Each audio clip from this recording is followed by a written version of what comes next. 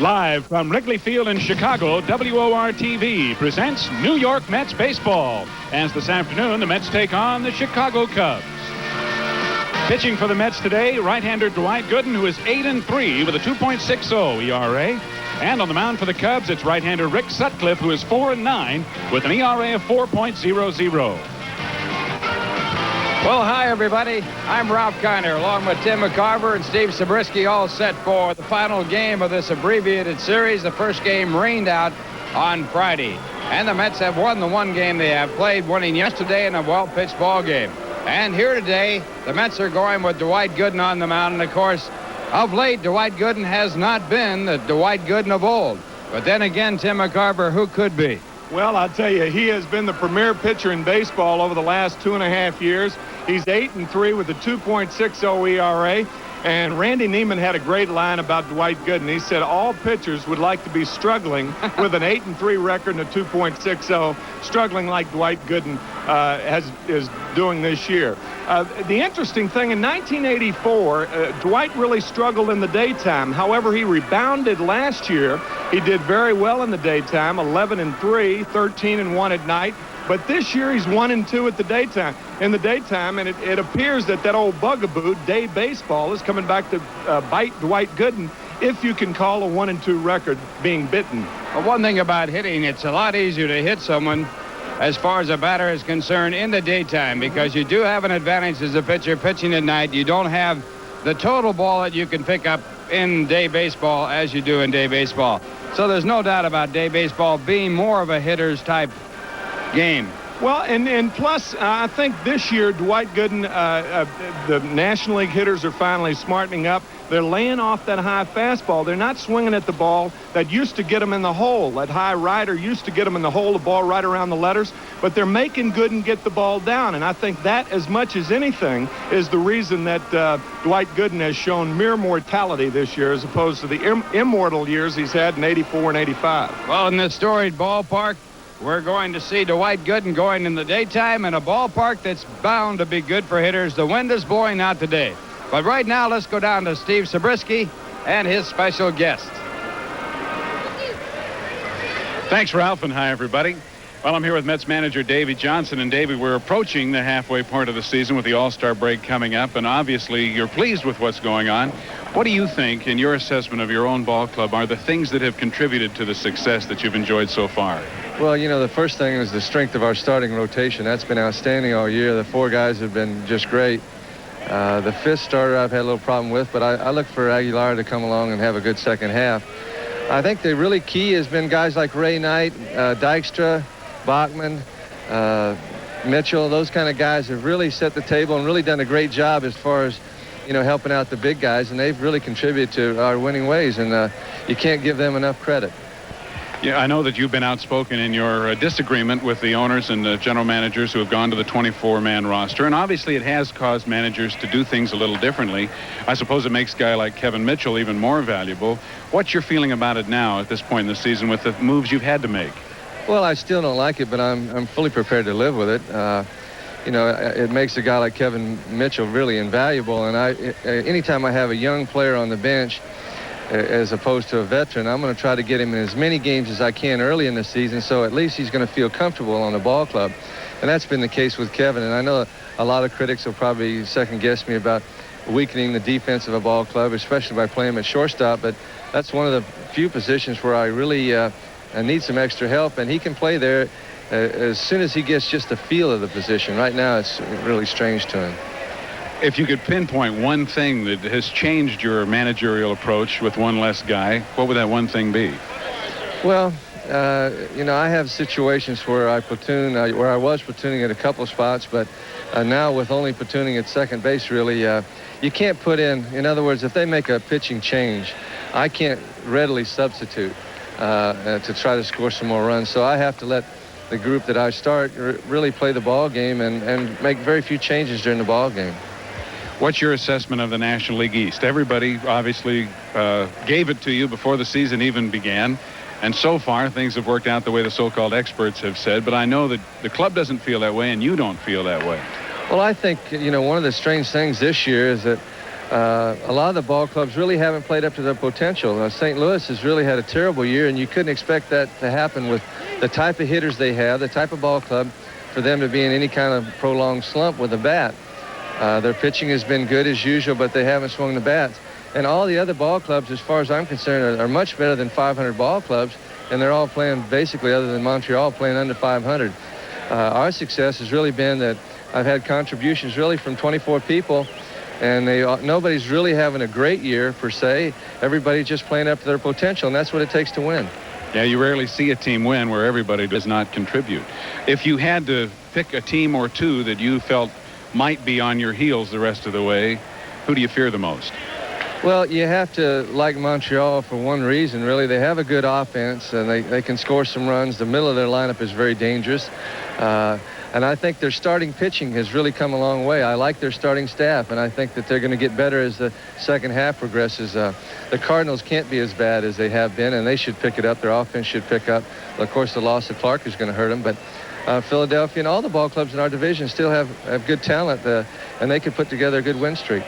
Well, the West seems like you put everybody in a hat, shake it up, and draw one out. Who do you like over there? Well, it's a toss-up. I kind of, I like the offense that the Giants can generate, but the pitching staff at Houston has been outstanding, and of course, San Diego and L.A., you can't count them out either. But at this time, you have to go with the best pitching staff, and I think that would have to be L.A. Davey, as you look at your ball club and the success that you're enjoying and the lead that has enabled you to do some things that you might not have done otherwise, what concerns do you still have about your own club the rest of the way? Well, I'm a little bit uncomfortable with some of the situations that I'm faced with. I don't have a, everyday center fielder. I got two ones that should be playing every day. Danny Heap and George Foster in left. I still don't know how I'm going to use Kevin Mitchell. But by and large, the strengths in this ball club are going to continue all the way through the second half. And that's my starting pitching and my great relief. And that's what it takes to win pennants. Do you find yourself doing things differently or trying things that you would not have tried as far as lineups and moves, having a big lead that you don't have the luxury of doing in a tight race? I would still be doing the things that I'm doing even in a close race, because I really believe early in a season you have to play a lot of players and just decide on who's going to have a good year. And the guys that get off to good starts and are playing well, the second half is really when you go to them more often. In other words, you give the guys that are going well more opportunity to play, and that's what you have to decide in the first half. I know that you have, ever since you've come to the Mets, been outspoken, you've been up front, you've made decisions and not looked back. How do you feel about the way in which the media has reacted to some of the things that you've done, even in spite of the success? Well, I expect, especially in New York, where there are a lot of different newspapers, there are a lot of different views, and there are people trying to sell a lot of newspapers. My job is really to be consistent in my thinking and to be consistent in my handling of the players. I'm not concerned whether I'm liked or not liked in the press. A lot of times I've left myself more open for second guessing, but that's going to be it in New York. I mean, I get 20 letters a day, and 15 of them are from fans telling me what I should do differently. I mean, if we win 20 out of 25, I'm going to get a lot of fans telling me how we should have won those other 5. And so I expect that, and it's refreshing in a sense. Tell me how you use the computer at this point in the season to help you with decisions that you have to make. Well, by and large, I use the computer as kind of a sixth coach, and especially with Dykstra and Mookie in center field, I look and see who's been successful against certain pitchers, and I use that to help me on who plays. If I'm going to rest a player, I'll look and see who's had trouble against a certain pitcher, and then I'll rest that player that particular day. I also keep track of when the other clubs bunt, when they run, the counts they run on, when they like to pitch out, and I review those things, and they give me an idea as to when I should run and when I shouldn't run, and also give me an idea on what the other ball club might do. We have advanced reports as to where to play certain hitters, and so I don't get that out of the computer yet, but we're trying to put that into the computer. And then how much credence do you give that? I mean, do you just go by rote, or do you go along with some gut feeling and temper it a little bit? Well, when I don't have any clue at all, I go by what the statistics in the computer come out with, and I'll play that individual. But by and large, I like to go with a hot hand. Earnshaw Cook said, if a guy's in a favorable chance deviation, which means he's in a hitting streak, it's a good time to leave him in there because he'll defy all odds. And I believe in that. Earl Weaver would go by the numbers on his little cheat sheet and play a different player no matter what kind of day he had before. But I go with my gut instincts and about who I think is swinging the bat well, and that's who I play. One last question, and it's been the #1 conversation topic in New York and in the newspapers. Dwight pitching today against Rick Sutcliffe. Everybody's concerned that he hasn't been himself. He still has a fine record. How do you assess his situation right now? Well, Mel Stottlemyre and I met with Dwight on the last homestand, and I think the biggest problem that he's had has been, #1, the media has said he has a problem.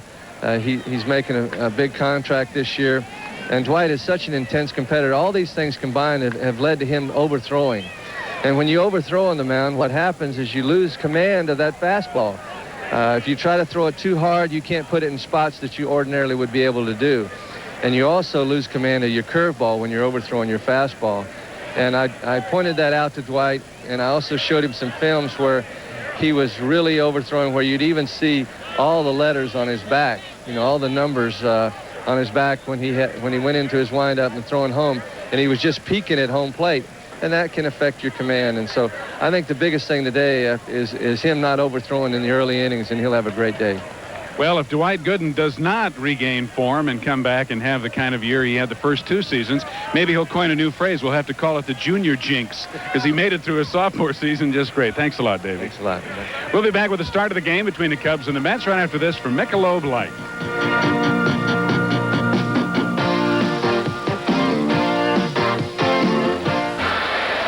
Well, the first announcer here in Chicago, Bert Wilson, used to open up his broadcast by saying it's a beautiful day for baseball. And it certainly is that here today. You're looking at Lake Michigan from our cameras atop the Wrigley Field area. And Wrigley Field located on the near north side, not too far from Lake Michigan, as you can see, and a beautiful shot that is. We'd like to remind you this copyrighted telecast is presented by authority of the New York Mets and WOR-TV. And is intended solely for the private non-commercial use of our audience. Any publication, reproduction, retransmission, or the use of the pictures, descriptions, and accounts of this game without the express written consent of the New York Mets and WOR-TV is prohibited. Wrigley Field, 70 years old, the oldest park in the National League, and certainly one of the most beautiful as you look at the natural turf, the ivy vine covered walls, and right now a high school band moving into position out in shallow center field for the playing of our national anthem.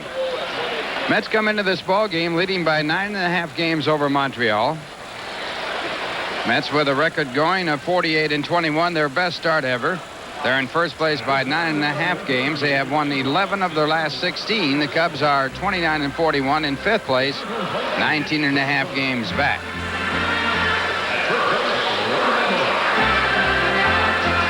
And I guess, Tim, when you look at this ballpark, I certainly have some great memories having played here, as you did. Yeah.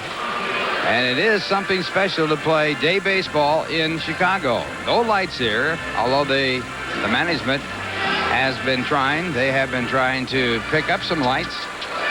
And the state legislature has voted that no lights can be installed here at Wrigley Field. There has been mention that if the Cubs got into a playoff situation, they would have to play in another ballpark.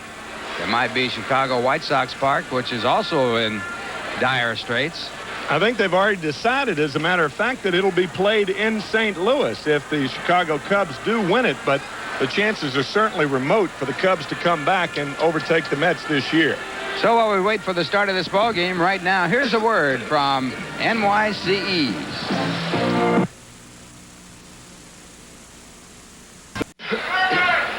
Beautiful Wrigley Field, located by Lake Michigan. And here today we have the wind blowing out of the northwest, which is rather unusual. But just wait a while. It can blow in a different direction I'll tell you, Ralph, it rained so hard here Friday that looked like Wrigley Field. You could have sailed some boats around the outfield. It was an unbelievable downpour here Friday to drown out the Mets and the Cubs in what was supposed to be game 1 of this series. But I think sailboats are perfectly appropriate for this ballpark because balls do sail out of this park rapidly and with frequency. Normally, you could wake up in the morning and tell which way the wind was blowing by the smell of the stockyards. If you could smell the stockyards, you knew the wind was blowing out. If you couldn't, it was blowing in. But here today, a rather unusual wind as it is blowing from the northwest. Normally it either blows from the southwest or it blows in from Lake Michigan from the northeast. We have a capacity crowd here at Wrigley Field, as they had yesterday and had on Friday when the game was rained out. Attendance here has been outstanding. They will draw over 2 million people here for the third consecutive year. America, we ask that you all please rise. Cubs hold the all-time record for a doubleheader. They played a morning-afternoon doubleheader with split emissions, and they drew 81,000 people. And now from Wrigley Field in Chicago, Illinois, our national anthem.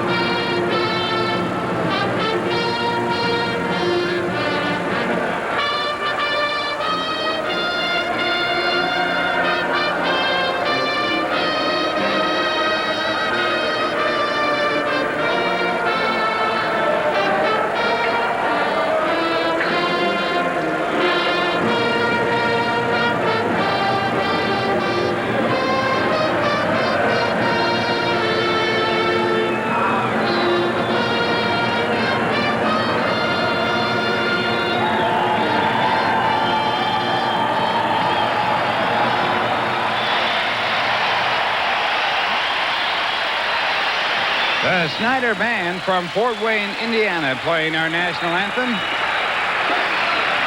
as we get set for the meeting of two former Cy Young Award winners. Rick Sutcliffe won the Cy Young Award in 1984 when the Cubs won their divisional title. And last year, Dwight Gooden for the Mets was the Cy Young Award winner. Rick Sutcliffe has really fallen on hard times this year. He's 4-9 with 4 complete games, this being his 16th start of the year. And if you remember back last Sunday, the Mets beat Rick Sutcliffe 4-2. In that game, Sutcliffe worked 6 1/3 innings and was charged with his 9th loss of the year. But he is really having a tough time. Part of it could be blamed on his teammates. In his 9 losses, the Cubs have scored 11 runs, only 11 runs, and he has been shut out 3 times. So Sutcliffe not getting a whole lot of offensive support as he takes the mound. He has a record of 4-9. He's 0-1 against the Mets. He has worked a total of 110 innings and 1/3. He has given up only 91 hits, 11, though, home runs, 57 walks, and 78 strikeouts. Sutcliffe lifetime against the Mets, 5 wins and 4 losses.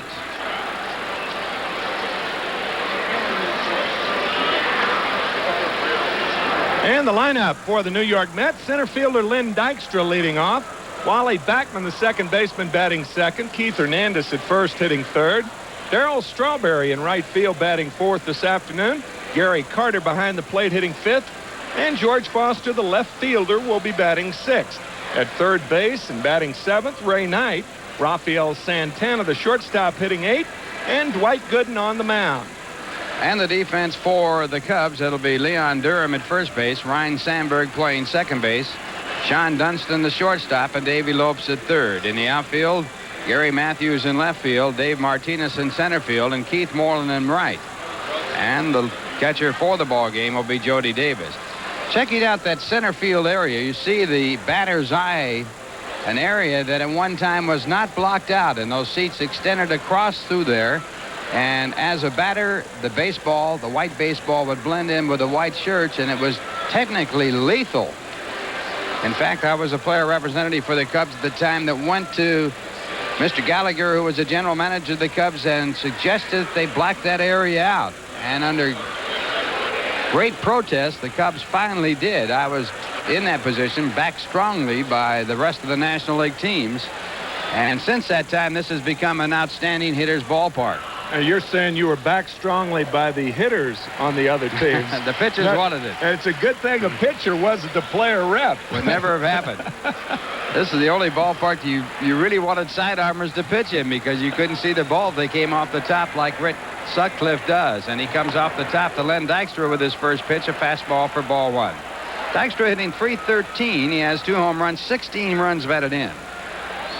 Batting .250 against the Cubs. 2 hits and 8 times up. Dykstra has been a red-hot batter in his last 23 ball games. He's batted .386. And there's one ripped and caught by Leon Durham. And how he caught that ball, he only knows. Well, I sure don't. I'll tell you that. Durham had to play in for the bunt. Look at this reaction.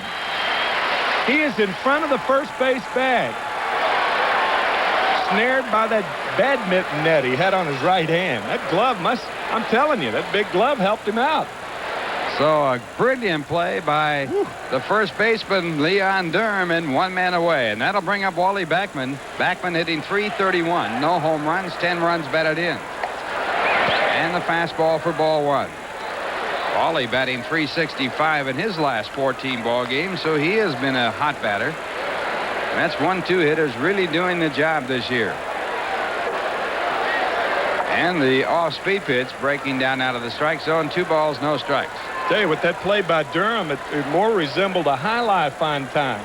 Unbelievable. I'm telling you. Looked like he had a cesta out there to catch that thing.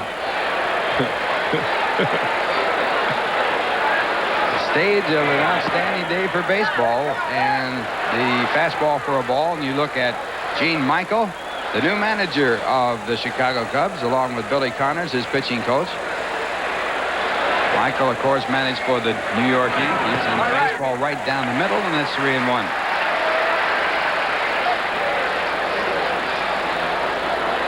There's Davy Johnson, calm and collected at this point.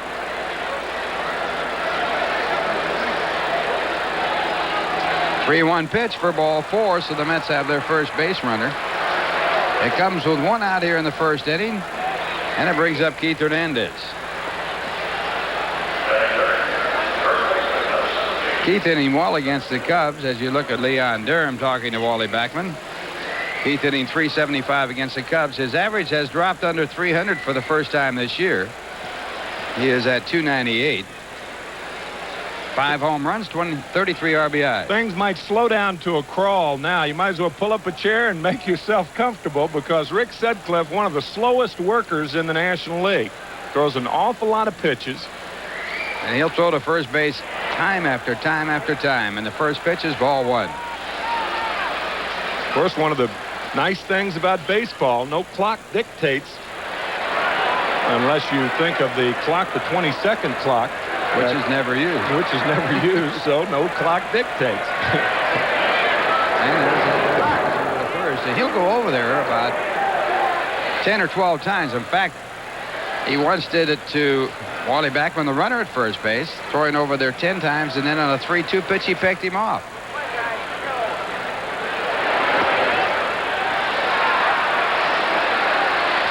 I talked to Rick before the game, and he has over 50 bases on balls. As a matter of fact, walking Backman gave him 58 for the year. And he is going through a similar problem, even though Gooden is a reversed record with 8-3 and Sutcliffe 4-9. He's going through a similar problem that Gooden is, however, falling behind early in the ball game.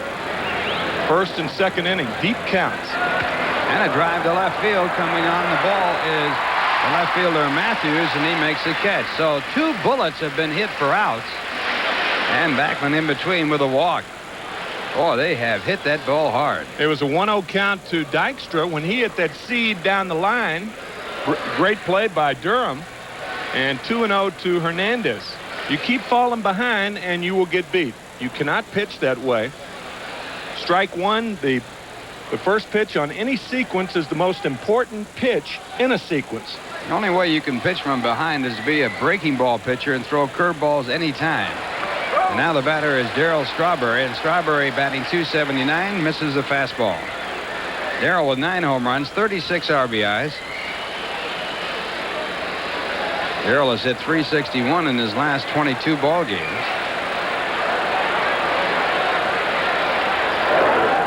crossover to first base.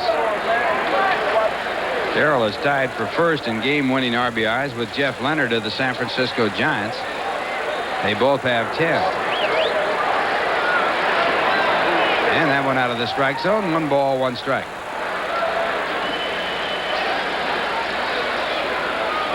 Sutcliffe with a lifetime record of 85 and 63. Started his career with the Dodgers and was the Rookie of the Year his first year with the Dodgers. And another one out of the strike zone, so they count 2 balls and 1 strike. Sutcliffe, the Rookie of the Year in 1979, and that was the first of 4 consecutive years that the Dodgers had Rookies of the Year, 79, 80, 81, and 82. And the Mets took over. Toss over to first base. Darryl Strawberry, Dwight Gooden. Kevin Mitchell gets enough at bats this year. He's got a shot at it. Boy, he's having a fantastic year. Mitchell hitting .352 for the Mets in abbreviated performances. Now the count goes to 3-1, and again, Sutcliffe is behind in the count. This is a dangerous situation to Strawberry. You can't challenge him in this situation. Good guess hitting for Strawberry in this spot. The runner goes, the ball is fouled, and down goes home plate umpire Bruce Fremming, and he got hit hard. Wow.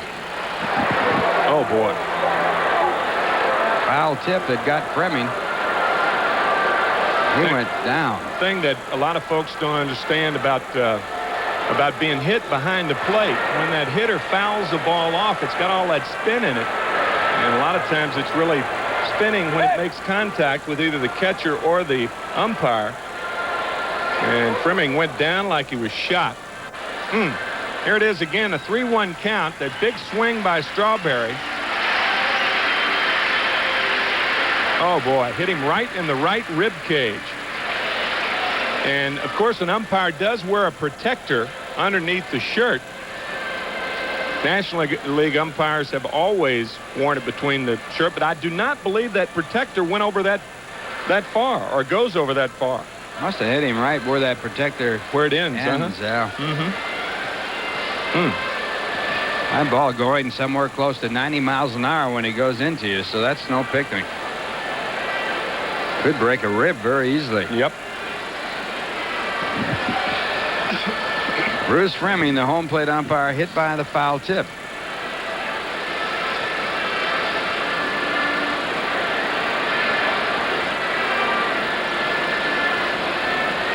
There were a few National League umpires that umpired from behind that balloon type shield. A fellow named Beans Reardon did for years, and then later on the last to do it was Jocko Conlon.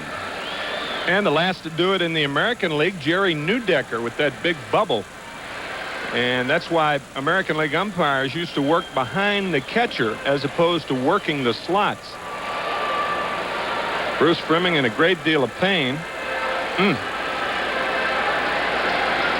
We saw Randy Marsh at the Astrodome 2 years ago finish a ball game, and it even turned into an extra inning game, 15 innings, and he broke his right arm. Had to call the strikes left-handed. I tell you, that was I sent a letter to the Sporting News in support of Randy Marsh's performance that day. I thought it was one of the gutsiest performances I'd ever seen. Couldn't call a strike call with the right hand. He had to hold it behind him and made the call from the left-hand side. First time I've ever seen an umpire call strikes with the left hand, and of course he stayed in there and did it. John Kibler with his back to the camera there, the crew chief of this crew. Kibler, the umpire at third base, was behind the plate yesterday. Crew of Kibler, Fremming, Randy Marsh, and Bob Davidson. When you think about it, Ralph, this is the only time that an umpire would get a round of applause. Right? That's a hard way to get one. Yeah, it sure is. Take a beating to get a great hand.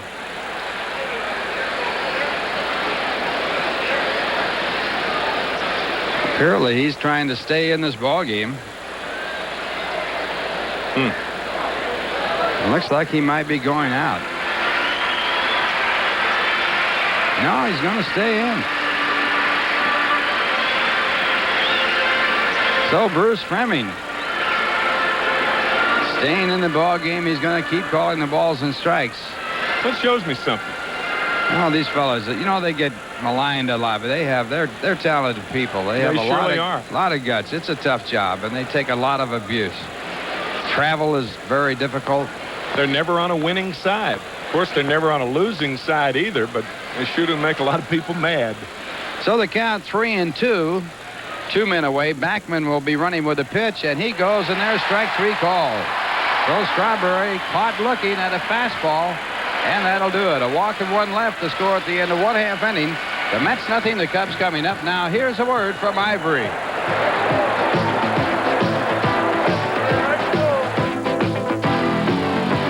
Hitting home runs is the fun part of my job. Catching is the tough part, the sweaty part. But you won't catch me showering with deodorant soap. I made a break from all that. A clean break with Ivory. Look, that's basic, natural, honest soap. Not like soaps that cover you with smelly perfumes or deodorant. What's that got to do with clean? Ivory's clean is an honest clean. You can smell it, you can feel it. Make a clean break, because you just can't beat Ivory's Honest Clean. Even when you got a special date. From the beginning, when Lady Liberty arrived, great moments in history had passed through the pages of America's oldest daily newspaper. Now the New York Post lights the way again with 8 Tribute to Liberty issues guiding you through the daily celebrations, plus the century's greatest moments in sports and more. Don't miss an issue of the New York Post. We kept you posted then. We keep you fully posted now. Look for Monday's Sports Extra Salute and Business Tuesday's Salute to Liberty only in the New York Post. Dwight Gooden on the mound for the Mets, and he has been having some trouble on that mound right now with evidently the hole that was dug out by Sutcliffe, and he has worked on it, and he's apparently satisfied with what is taking place. Gooden with a record of 8-3, an earned run average of 2.60. He has worked 114 in the 3rd innings, given up 84 hits, 8 of them home runs. He has walked only 34 while striking out 88. Dwight Gooden for the Mets. And Dwight has won 6 in a row against the Cubs, 5-0 last year. And here's the lineup he'll be facing. Davey Lopes leading off, the 3rd baseman, and center fielder David Martinez will bat 2nd. Ryan Sandberg, the 2nd baseman, hitting 3rd. Keith Moreland in right field batting 4th. First baseman Leon Durham will hit 5th. Jody Davis behind the plate batting 6th. Left fielder Gary Matthews hitting 7th. Sean Dunston from Brooklyn, New York, the shortstop batting 8th, and Rick Sutcliffe, an excellent hitting pitcher. So there are 18 hitters in the lineups today. And the defense for the Mets, Keith Hernandez at first base. Wally Backman playing 2nd base. Rafael Santana playing shortstop, and Ray Knight playing 3rd. In the outfield, George Foster in left field. Len Dykstra in center field. Darryl Strawberry in right. And Gooden will be pitching to Gary Carter. And here's Davey Lopes to lead off. Lopes yesterday scored his 1,000th major league run, hitting .306 for the year. 5 home runs, 19 RBIs. He is having an outstanding season for a man 40 years of age. And the first pitch by Gooden, a fastball. Lopes hitting .667 against the Mets, 6 for 9. He has been a hot batter.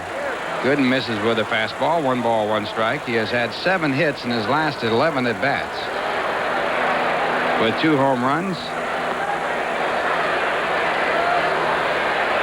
And the fastball on the outside corner. So the count, 1 ball, 2 strikes to Davey Lopes. Lopes, one of the most successful stolen basemen in the history of the game.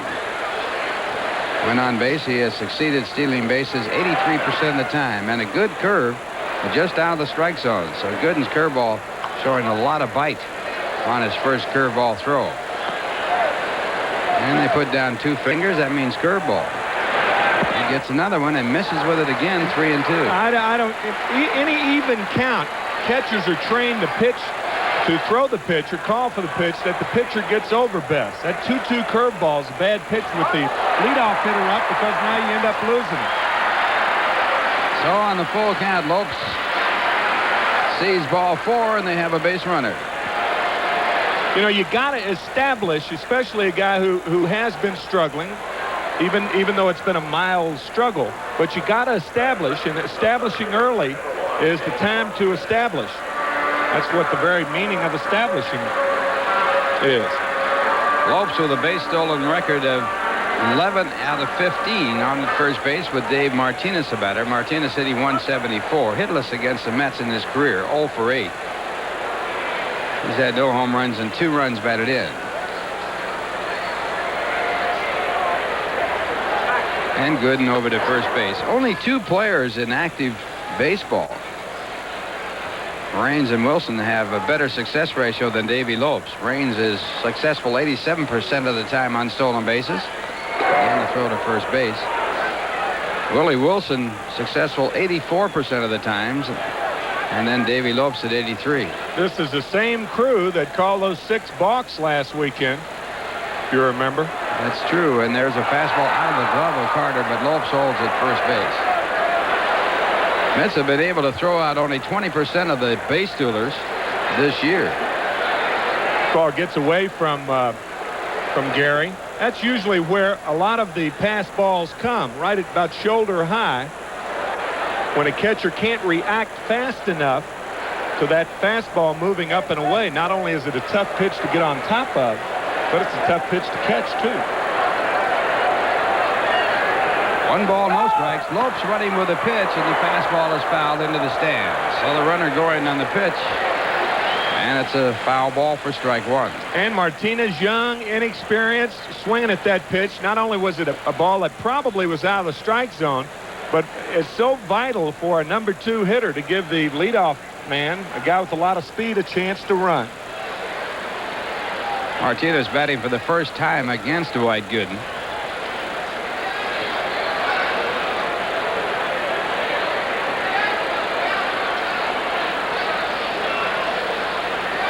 Cubs have been successful 60% of the time in their stolen base attempts, and there's one that was close, but called the ball. 2 balls, 1 strike.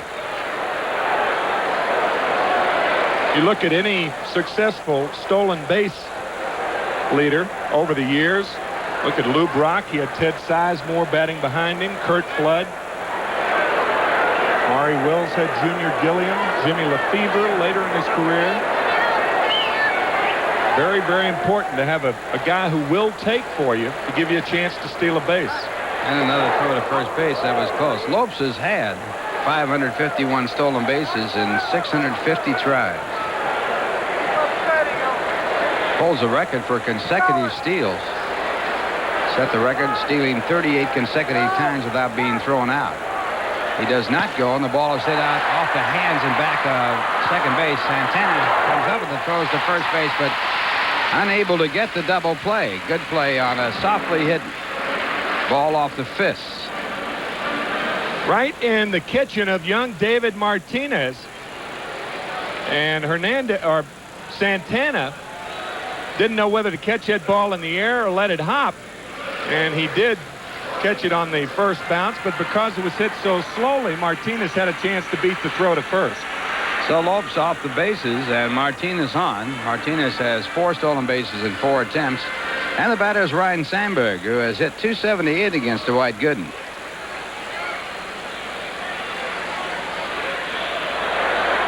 Sandberg hitting .290 for the year, and again the throw to first base almost thrown away. Sandberg has had 8 home runs and 42 runs batted in. He is the premier player for the Cubs. Most valuable player 2 years ago in the National League.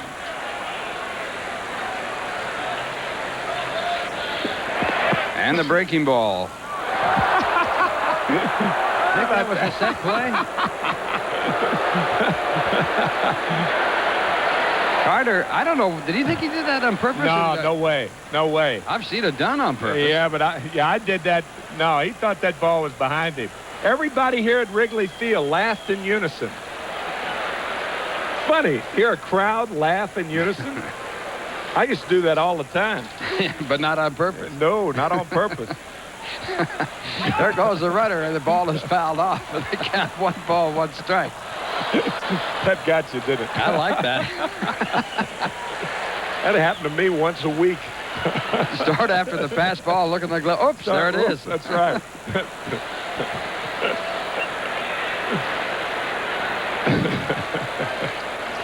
1 ball, 1 strike. The count to Ryan Sandberg.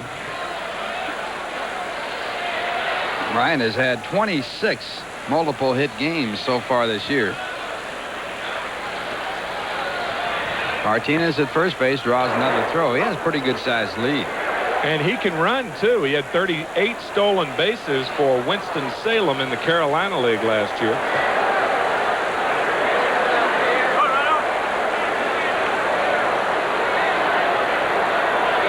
Gooden did not come to a stop on that one and didn't get called for a balk. I thought maybe home plate umpire Bruce Fleming was going to call balk. He put his hands up. Got to be very careful with this crew. They called 6 balks the last series between the Mets and Cubs, a 3-game series at Shea Stadium. Yeah, when you're going to throw the pitch out, too, you don't want to rush the pitch out. You want to take the same amount of time that you do when you throw an ordinary pitch. 2-1, an ideal running count. And a throw over to first base as Keith Hernandez puts a tag on Dave Martinez.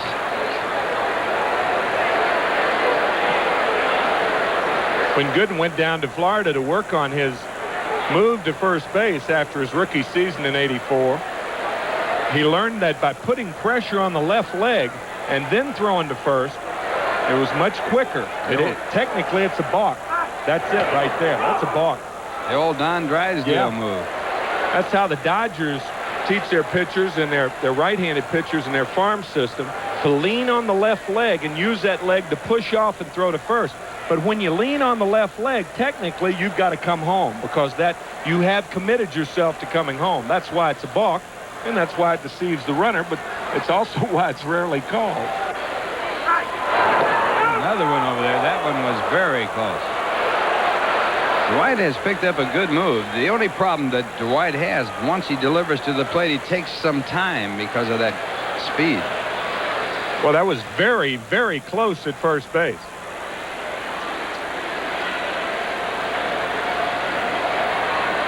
Two and 1 the count.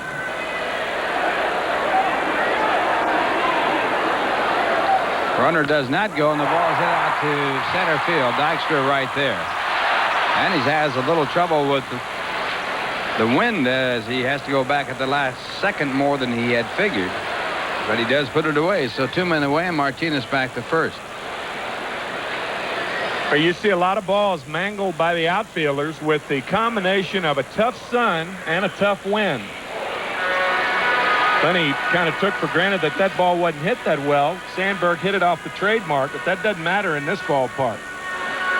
And that brings up Keith Moreland. Moreland hitting at .279 with 7 home runs, 37 RBIs. Against Dwight Gooden, he has batted .269 career-wise.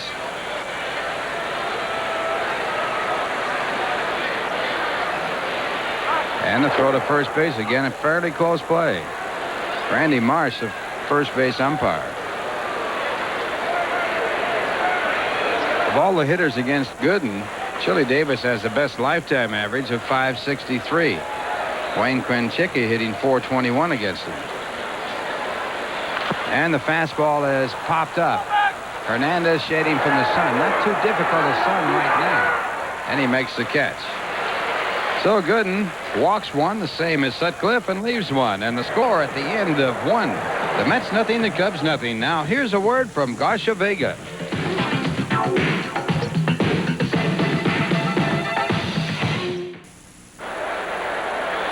Well, the news you won't have to rush home for. News 9 primetime tomorrow night at 8 with the latest in news, weather, and sports from the Channel 9 news team. And we're going to the top of the second, no score. For the Mets, it'll be Gary Carter to lead off, and you're looking at downtown Chicago. A lovely skyline. Beautiful. Of Second City, Chicago. Got a beautiful day here. The temperature right around 75 degrees. And the first pitch to Carter. In there for a called strike. Randy Marsh. Swinging strike. Yeah, Randy said he went too far. I thought the ball was a strike, but I didn't think Carter swung at the ball. Carter hitting .243 for the year, 13 home runs, 50 runs batted in. Third in the National League in RBIs, and the fastball outside, 1 ball, 1 strike. Carter has hit 5 home runs driven in 16 in his last 14 games. Rick Sutcliffe on the mound. 6'7" right-hander. And that pitch just out of the strike zone. The count 2 balls, 1 strike. Carter has hit 1 home run this year against Cub pitching. Now Sutcliffe wants another sign.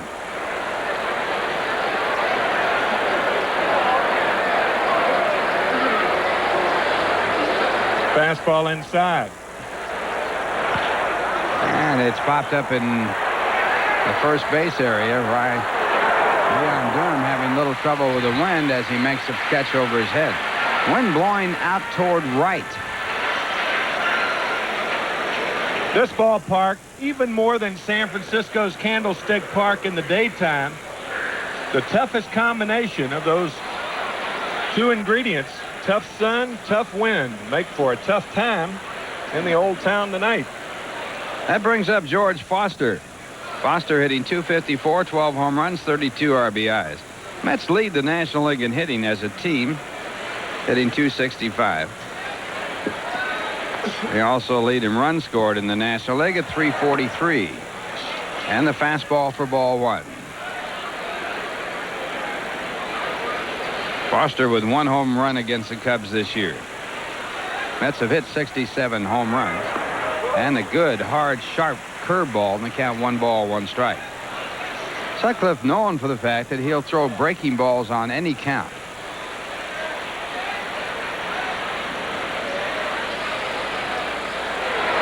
Goes back to that curveball, and this time Foster doesn't swing, and it's 2-1.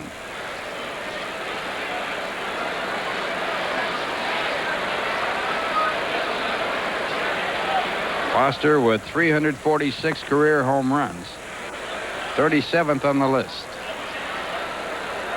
And again, the curveball. Next guy in line, Dick Allen. Dick Allen with 351 home runs. So George just 5 away from Dick. That's a shot from the center field scoreboard. It's a long way up there. And people have always thought that signs were stolen out of that scoreboard. No one will confirm that. 3-2. Sign stolen off the catcher and then relayed to the hitter so that the hitter could have an enjoyable afternoon. Full count to Foster. I'd be surprised if he gets a fastball here. He's throwing the 1-0 slider, the 2-1 slider, so we'll see if he keeps with that same pattern. Threw Strawberry a 3-2 fastball, but a little different hitter. He goes to the fastball. Did he swing? No, he didn't. So Foster walks. Second walk given up by Sutcliffe. Puts a runner on with 1 man out and brings up the hero of yesterday's ball game, Ray Knight. Ray got the gamer yesterday with a 2-run single to left field that broke a 2-2 tie.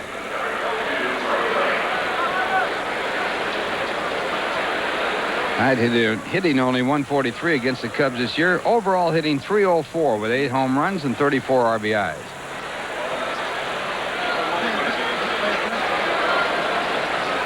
Mets did not figure on Ray Knight at third base this year, and the All-Star ballot people did not figure on Ray Knight at third base. They had Howard Johnson as the candidate for third base for the All-Star team on the Mets.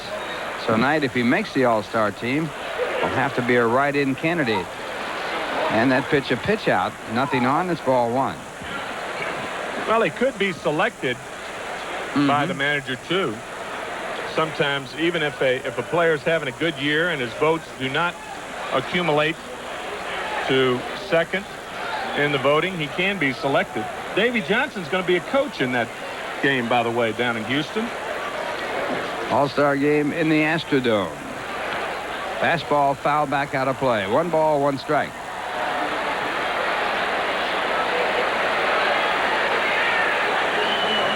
Sutcliffe, an interior designer, not by choice. He was informed by Tom Lasorda that he was not going to be on the playoff roster. He tore up Lasorda, redesigned Lasorda's office, we'll put it that way. Lasorda said the next time he told Al Campanis, the general manager of the ball club, anybody over 6 foot tall, you tell them that they're not on the roster. Makes sense. 2 balls, 1 strike. Sutcliffe later on traded to the American League and now back in the National.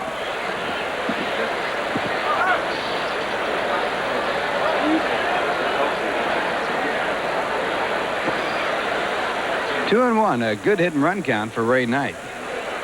Foster at first base. 1 man out, no score. 2nd inning. Foster does not go, and the pitch is called a strike.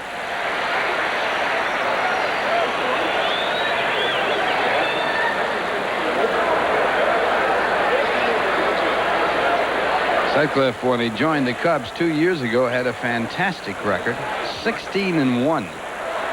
And coupled with the 4 games that he won from Cleveland, for Cleveland, he was 20 and 6 on the year.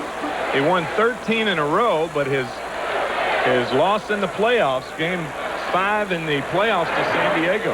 And a strike 3. So Sutcliffe gets his 2nd strikeout. Ray Knight disagreeing with the call, and parting shot at home plate umpire Bruce Fleming.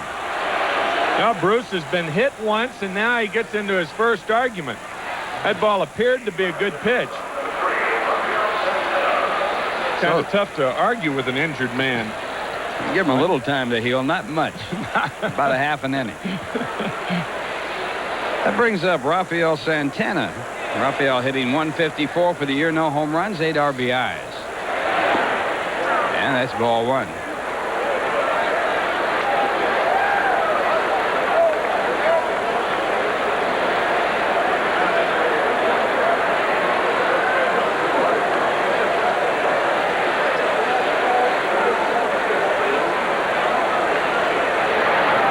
And the breaking ball for a ball. 2 balls, no strikes.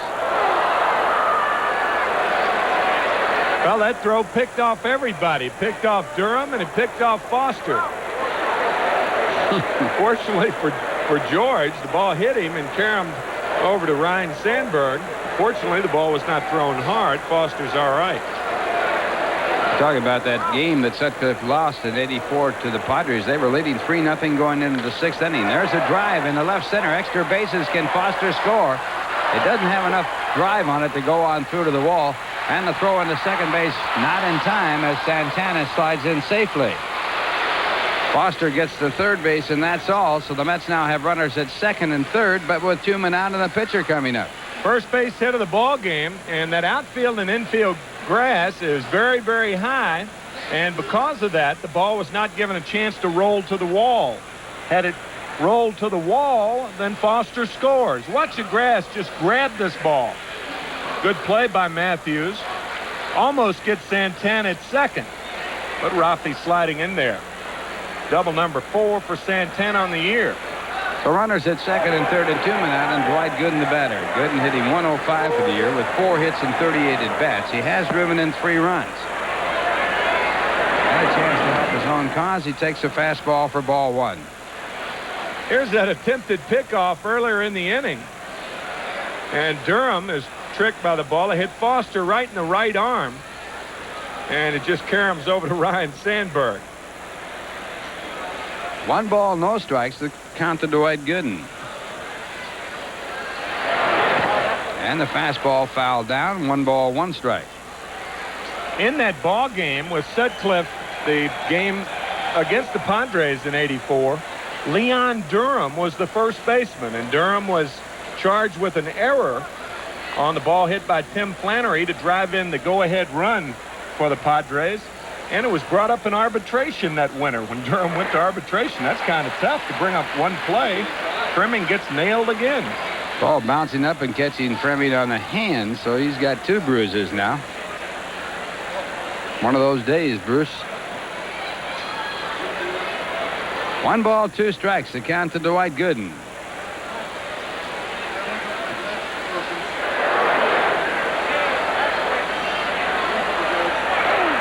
And it's chopped down foul. As Gooden does get a piece of that curveball, so the count stays at 1 and 2. Gooden hits from the left-hand side of the plate. But the Mets don't want him to hit from that side because of the fact that his pitching arm is exposed to the pitcher. He is a switch hitter. Sound thinking. Runners at third and second. Foster the runner at third base and Santana the runner at second base. 2 men away. First scoring threat of this game.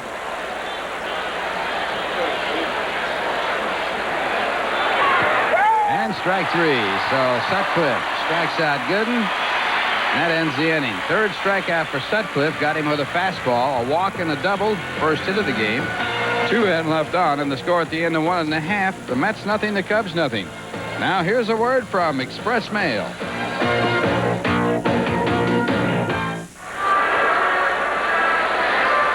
Tomorrow on The $1 Million Movie, William Holden and Barbara Stanwyck star in a brilliant drama about a promising young violinist turned prize fighter, Golden Boy. Monday night at 9 o'clock. Got a chance to meet William Holden one time. Very close friend of Hank Greenberg's. Had dinner with him. Outstanding guy. And coming in here, Golden Boy, Tim McCarver. Well, who was the most recent Golden Boy? I guess it was Paul Hornung, huh? When he played for Notre Dame, the Golden Dome at South Bend, about 80 miles from Chicago. No score, bottom of the second inning. Leon Durham, the batter. Ball 1. Gooden against Sutcliffe. Durham batting .249 with 8 home runs. 96 career home runs as a Cub. That's 12th on the all-time Cub list. And the changeup grounded to second base, 1 out.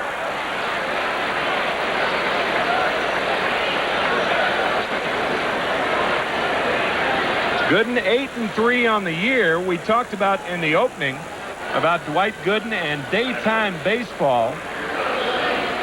And we'll give you some rather revealing stats. Lifetime, Gooden is 13-10 in the daytime. And his ERA is 2.11. Good ERA. At night, now listen to this, he's 36-6 with a 1.24 ERA. So he has given up about a run a game more in the daytime for his career than he has at night. How about that? 36-6 at night. Jody Davis did not go around. 1-0 to Jody, batting .250 with 9 home runs. He leads the Cubs in homers. He is in that Dwight Gooden home run club. He's had a home run off Dwight. It was off a curveball 2 years ago in this ballpark. But Jody nor any of the rest of the Cubs fared too well against Gooden in this park last year. In 27 innings, Gooden gave up 2 runs and was 3-0 in this park last year. He had an ERA against the Cubs last year of 1. His lifetime record, he's had a 8-2 record against the Cubs. Ball hit to right center field. Dykstra over, and now Strawberry cuts in front of Dykstra. Or I beg your pardon, and Dykstra makes the catch. Oh, that could have been serious. I thought Strawberry caught the ball at first. Oh, we look at it again from this high-angle camera. Dykstra is there. He does end up with the ball. Strawberry comes across, tries to make the catch. Fortunately, they were on different courses. Wow. He never saw the ball when the ball landed in the glove. So 2 out. A much easier play for Strawberry, however, because the ball hit from the right-handers, tailing back to the right fielder. Curveball to Gary Matthews for a strike. Gary batting .220 on the year. Ball 1. Well, there's nothing slow about his speed here today. Gooden has a good fastball. Yes, he does. Another curveball inside, 2-1. He has not had command of that curveball this year like he has had in the past. I think that's really been one of the differences, if there is a difference. I think there is a difference. And I'll tell you why. He's given up 33 earned runs in 15 starts. And last year in 35 starts, he gave up 47 earned runs. Only 14 more and 20 more starts. So, I mean, those numbers do indicate that Gooden is not as good as last year, but he may never have a year like he had last year. 24-4 is almost unreal. 1.53 ERA. 3-2 to Matthews. No score, bottom of the second. You certainly don't have those years in succession. No one has ever done it in the history of the game. Strike three. First strikeout for Gooden. And the Cubs go in order. 5 in a row retired by the doctor after 2. No score. We'll be back right after this word from the good old guys.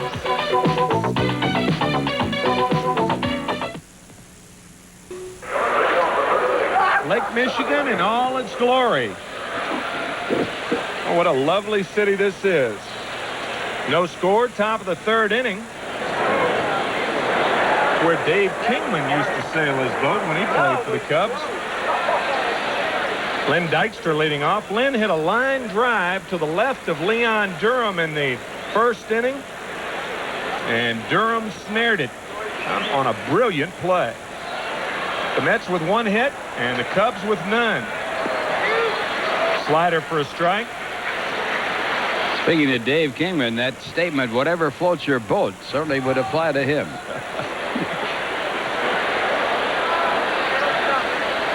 Well, if you haven't heard the most recent Kingman incident where he sent a live rat to a reporter with the San Jose newspaper, a female reporter.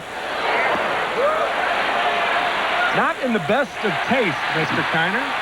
And John Kibler punches out Len Dykstra. 4 strikeouts for Sutcliffe. And there's one away here in the third inning. Now here's the pitch. Did he swing at it or did he not? Yeah. Hard slider, and he got out there pretty far. And Wally Backman, the batter, he walked in the first.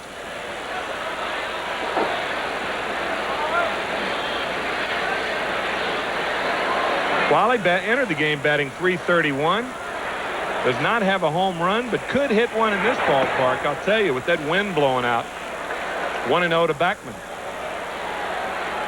This is the shortest park in the National League in left center field and right center field, which is where you really want to have the ballpark short. Down the lines doesn't really mean that much.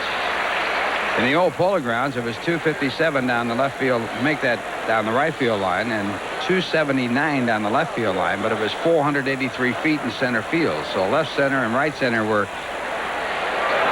tremendously long distances. 2-1 to Backman.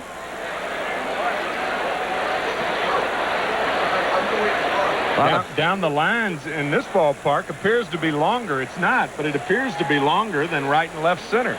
368 to left center, 353 down the lines.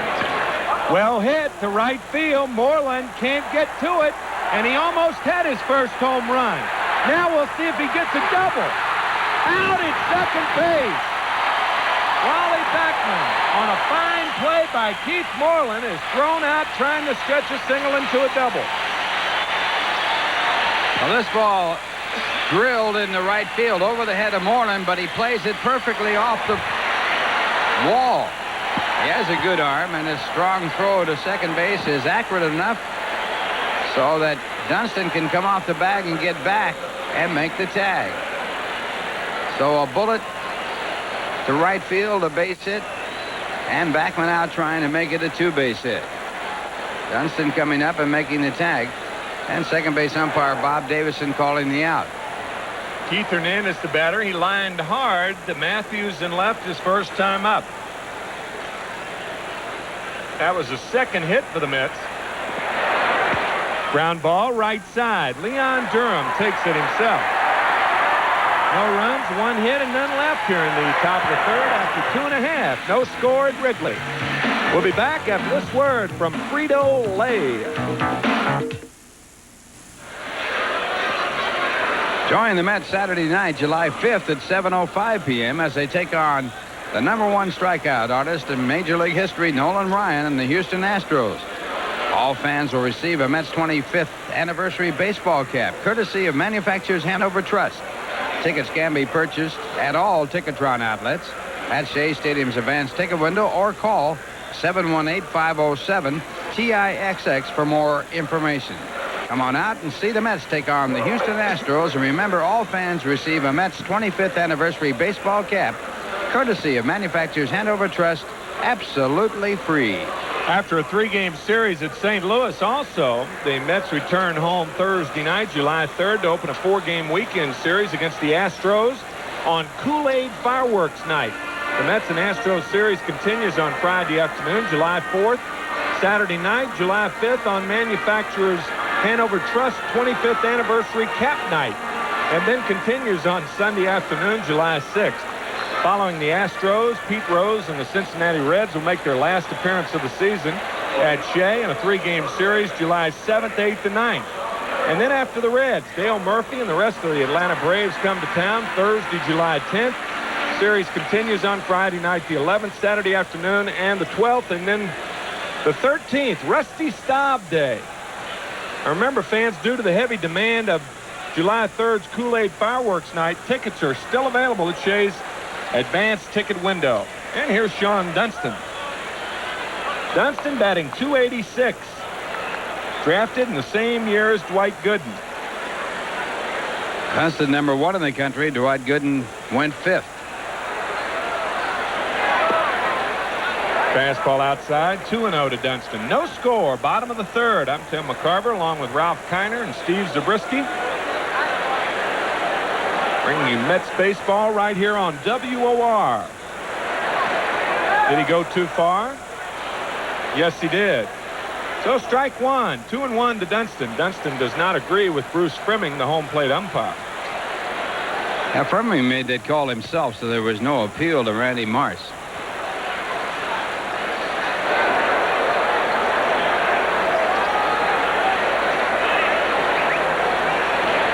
Strike 2, 2-2. Gooden has not thrown a curveball for a strike. He's thrown some good breaking curveballs, but they have not been in the strike zone.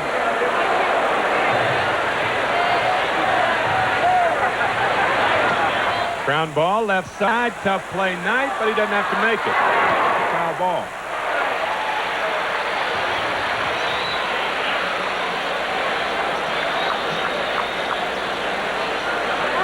So Dunston, after trucking to first base, will come back and still be the batter with the count 2-2, no score.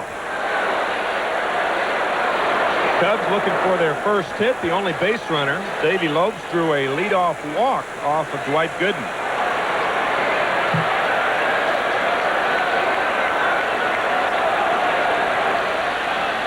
Gooden 49-16 for his major league career. Had a no decision his last time out.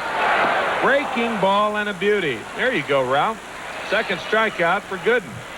The Gooden's curveball is devastating. In fact, one of the problems he has is the fact that it is so big and so sharp that he has trouble getting the ball in the strike zone. Rick Sutcliffe, a good hitting pitcher. Has a home run, 2 doubles, 7 for 34. Anytime you see a starting pitcher with an average of over 200, that's good. And 0-1 on another curveball.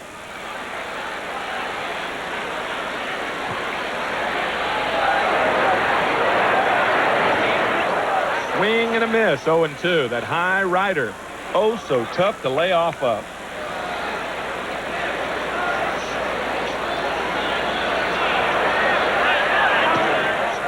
Ball 1. I have my going. I'm with you, though. That looked like a strike. Should have said stumped by Frimming. Still 1-2.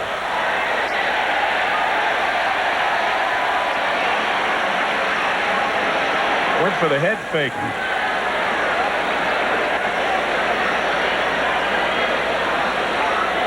We mentioned the 1984 playoffs where the Cubs met the Padres. There's a look at Harry Carey and Steve Stone, broadcasters for the Cubs. Sutcliffe had a home run in that series also. He lines this one sharply, base hit. So Sutcliffe gets the first hit for the Cubs. And he's at first, and the batter, Davy Lopes. Well, Sutcliffe just puts the bat in the ball in this one. Nice stroke as he lines it over the head of Santana. And there goes the no-hitter. Gooden has yet to pitch a no-hit, no-run game. I say yet. He's only pitching in his 3rd year. But you think about it all the time. He has pitched a one-hit ball game. A lot of the Mets say that Sid Fernandez, if a no-hitter is to be pitched on the Mets, that Fernandez will be the first one to chalk it up. No Met pitcher has ever pitched a no-hitter. And they've had 5 pitched against them. 4 or 5. Fastball on the corner. 0-1 to Davy Lopes. He walked his first time up. Seaver came the closest to a no-hitter right here in this ballpark. And now I'll get letters. Nothing wrong with that. No bad letters because people say you're wrong. It was in Shea Stadium when they got a base hit with 1 out in the 9th inning. But Seaver had a no-hitter with 2 men out and 2 strikes on Tarzan Wallace right here in this ballpark. And Wallace singled. And that game was tied at 0-0 at that point. Later on was turned into a 2-hitter, but it was the closest anybody ever came to a no-hitter for Met. Ground ball to Gooden. Could be 2. Santana double clutches, but still gets the double play. A 1-6-3 double play. No runs, a hit, none left for the Cubs after 3 in a rare occurrence. We've gone through 3 and not a run has been scored. And we'll be back after this word from Michelob Light. The laughs are on us weeknights at 11 o'clock when the award-winning Canadian comedy Hangin' In comes your way with wit and slapstick from troubled teens right here on Channel 9. So hanging in tomorrow night, coming in this afternoon for the play-by-play, Steve Zabriskie. Thank you, Tim. You're welcome. Rick Sutcliffe and Dwight Gooden going at it in a scoreless affair after 3. And here in the 4th inning, it'll be Darryl Strawberry to lead it off. Gary Carter and George Foster to follow. Strawberry looked at a called 3rd strike to end the 1st inning. Sutcliffe has struck out 4 and has allowed just 2 hits. And Darryl shortening up and taking a breaking ball for ball 1. I don't know whether he shortened up to draw the 3rd baseman in, but I guarantee you, if I'm the manager and Darryl Strawberry tries to bunt with the wind blowing out, I'm going to fine him. Ought to fine himself. And the fastball inside, ball 2. Now, if you're at Busch Stadium in St. Louis, a different deal completely. But not in this ballpark. Nope, and that wind that's blowing out is blowing from the left field corner to the right field corner. And any ball that Darryl pulls in the air is going to be helped greatly. That's building material. The building's right across the street that runs past the right field wall. They're in jeopardy. Yeah. But it's 3-0. And for the same reason, I think Darryl ought to be hitting here. I would agree. Sutcliffe has fallen behind the hitters almost consistently so far in this ball game, but so far has escaped. And he throws 4 straight balls to Strawberry, who is aboard to lead off the 4th. 3rd walk issued by Sutcliffe. And the batter will be Gary Carter. This game really moving right along, isn't it, Steve? I mean, an hour and 10 minutes old. We're already in the 4th inning of a scoreless game. No runs, not a lot of base runners. I could have taken a nap through the first 3 and still been ready to go here. Man, the first 3 innings took over an hour to play. Carter popped out to Leon Durham, the first baseman, in foul territory to open the 2nd inning. And there's Strawberry, who has 14 stolen bases, and chased back to first.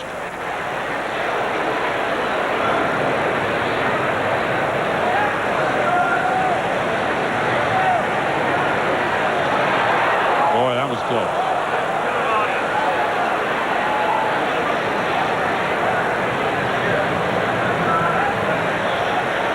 And as you and Ralph pointed out earlier, Sutcliffe, who ordinarily is a deliberate worker, slows down to a snail's pace as soon as somebody gets on base.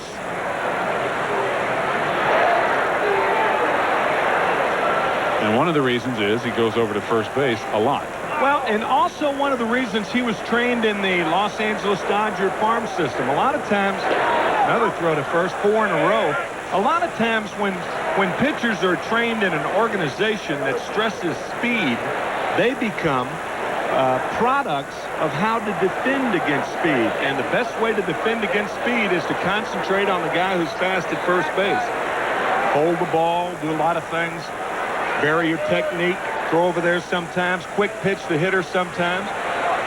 And I'm sure there's something else going through Sutcliffe's mind as he throws again to first, and that is that going against Gooden, he's not expecting his club to get very many runs. True. So he wants to make every effort to keep any base runners the Mets may get from moving into scoring position if he can. And there goes Strawberry. Carter takes a strike, and Darryl's way ahead of the throw for his 15th stolen base of the year and the first of the ball game.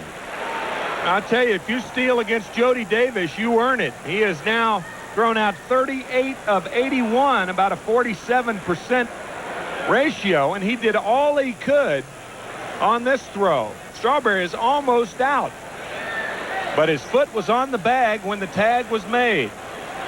Nice to have those long legs, long stride. An outstanding throw, especially considering where the pitch was. And a throw back to second, Sandberg breaking in. So the count, 1 strike to Gary Carter. See, with nobody out, Strawberry was in a 2-0 ball game against the Mets about a week ago. He was thrown out trying to steal third base. It was against the Expos and Mike Fitzgerald with nobody out. And that's a bad play. With 1 out and you're on second base, you're more than willing to take that little extra chance to try to get to third. But not with none, not with 2. Right. Don't want to make the first or last out of an inning. And the reason is because he can move to third base on an infield out or long fly ball right now. And again, it's high and tight to Carter, 2-1.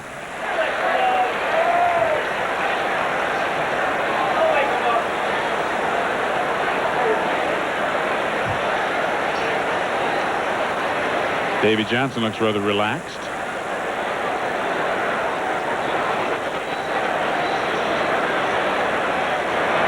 And Sutcliffe now, in this inning, looks like he doesn't have much of an idea. He has thrown only 1 strike. That was the first pitch to Carter. And the count now 3-1 to Gary after he walked Strawberry on 4 straight balls. I was talking to Rick before the game, and he likens his problem, interestingly, Steve, he likens his problem to Steve Carlton's problem. There's a little breaking ball in there, and it's 3-2. Sutcliffe, a student of the game, and he said that he has, as a matter of fact, tried to call Carlton since Carlton's release of last week, and trying to tell Steve that about reach. It's kind of a technical point, and we'll try to point it out after this pitch. Ball 4 to Carter. Walk number 4, and runners at first and second with nobody out. Sutcliffe is by nature a hooker, which means that when he brings his arm back, he hooks the ball. Cocks his wrist a little. Right, exactly. They call them hookers. Well, sometimes hookers, in order to be effective, they need to extend their arm as far back as possible so they can get the maximum force into their pitch. Well, this year, Sutcliffe said that he was hooking, about half cocking that arm and not really bringing it back far enough. Consequently, he hadn't had as much on the pitch, and he said that Steve Carlton was doing the same thing. Cocking the elbow in addition to the wrist. Exactly. Foster fouls the first one back for strike 1. George walked his first time up, but was stranded at third in the second inning. That's, I guess, by definition, that's what short arming the ball is really all about. Where you have a tendency to push the ball as opposed to throw the ball. There's a big difference. You can't lead with your elbow. And when you start doing that, you're going to be in real big trouble. And that's part of the trouble for Rick's 4-9 record this year. In addition to that, you have a much greater tendency to develop arm problems when you throw that way rather than with a full extension. And Sutcliffe, sure enough, has had arm problems throughout his career. Davis asks for time as the count goes to 1-1 to Foster. So he and Sutcliffe will talk about it. See, where a catcher can really help a pitcher is by asking him what do you want me to remind you of during a ball game?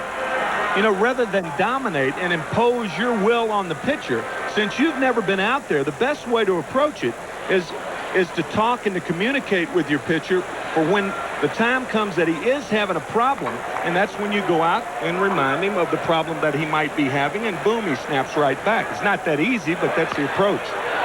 Foster pops up a breaking ball in foul territory. Durham over fighting the Sun, but it's behind the Mets dugout, out of play.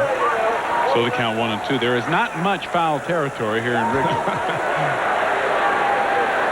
And hitters have to like that because get a lot of extra chances, as opposed to someplace like the Big O in Montreal, where that ball probably would have been caught. Or Atlanta. Atlanta's the same way, right? 1-2 to George Foster with runners at first and second and nobody out. A scoreless game in the top of the 4th inning. And Sutcliffe takes too much time, so Foster steps out. All the elements are here for a long at bat. Yes. Sutcliffe, Foster, Jody Davis, and a man on second. Fly ball, center field. Martinez. Fairly shallow. Strawberry thinks about it, draws a throw, but doesn't go. So 1 out as the runners hold at first and second. So with George Foster batting, it would not have been a good opportunity for Strawberry to go to third, but because Foster failed to move Strawberry to third by making this out, now is a good time to steal third base. And if you're thrown out, well, you're taking a good chance. But you did give, in the process, Carter and Foster a chance to move you to third, where you'd have been without having to try to steal the base. And if you get there with 1 out, you can do something or score on something other than a base hit. Right, right. So Strawberry at second, Carter at first, and Ray Knight the batter. Knight called out on strikes in the 2nd inning, arguing with Bruce Fremming, the home plate umpire, and 3 of the 4 strikeouts Sutcliffe has recorded have been on called third strikes, and there's strike 1 to Knight on the breaking ball.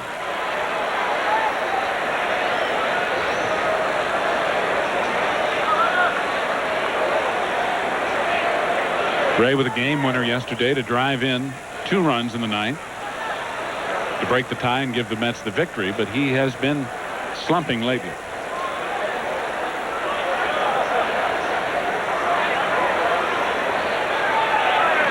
And a fastball just outside, 1-1.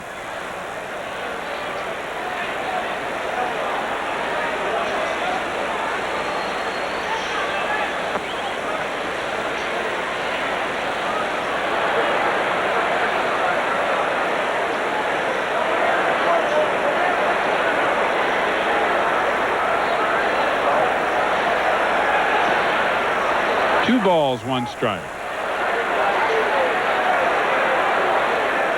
Cubs should be paying more attention to Darryl Strawberry. That's 4 consecutive pitches. The last one to Foster and 3 to Knight, where Sutcliffe has worked to a rather standard working procedure. And base runners count down 1001, 1002, boom, and that's how you get the good jump. Time that pitcher. Right. Neither Sandberg nor Dunston have moved in very close to try to hold Darryl at second. Knight fouls it off. And it's out of play for strike 2. 2-2.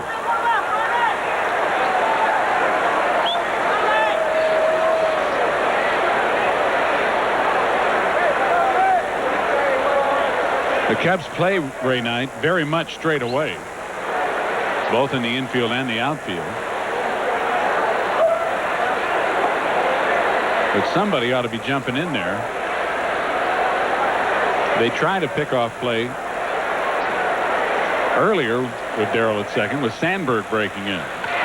Ripped up the middle of base hit, and here comes Darryl around third. Strawberry will score, and the Mets lead 1-0 as Carter stops at second, and Ray Knight drives in his 35th run of the year. Sutcliffe tried to come inside with a fastball, and those quick hands of Ray Knight pop it right back through the originator. Strawberry scoring, 1-0 New York.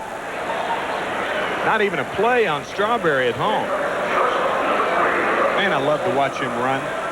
He just eats up that ground. I remember when the first time we saw him in spring training, he went from first to third on a play, and we were all just sitting there amazed at how easy he made it look.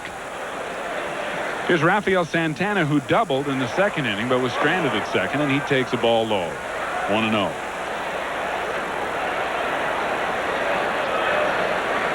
Santana now 2 for 7 against the Cubs this year, as Carter is at second and Knight is at first. Still only 1 out and a run in to give New York a 1-0 lead.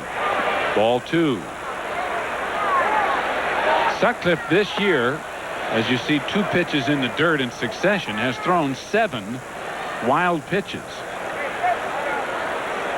And that's a tendency that breaking ball pitchers have. Especially breaking ball pitchers that are struggling like Sutcliffe. Struggling with his control.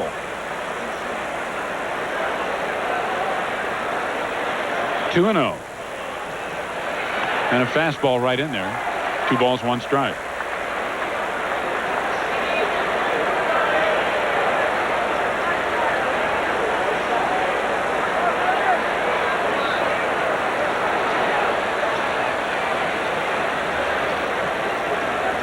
Santana stepping out.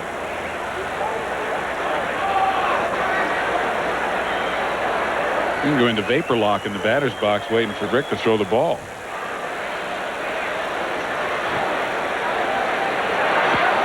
Fouled away, and the count 2-2.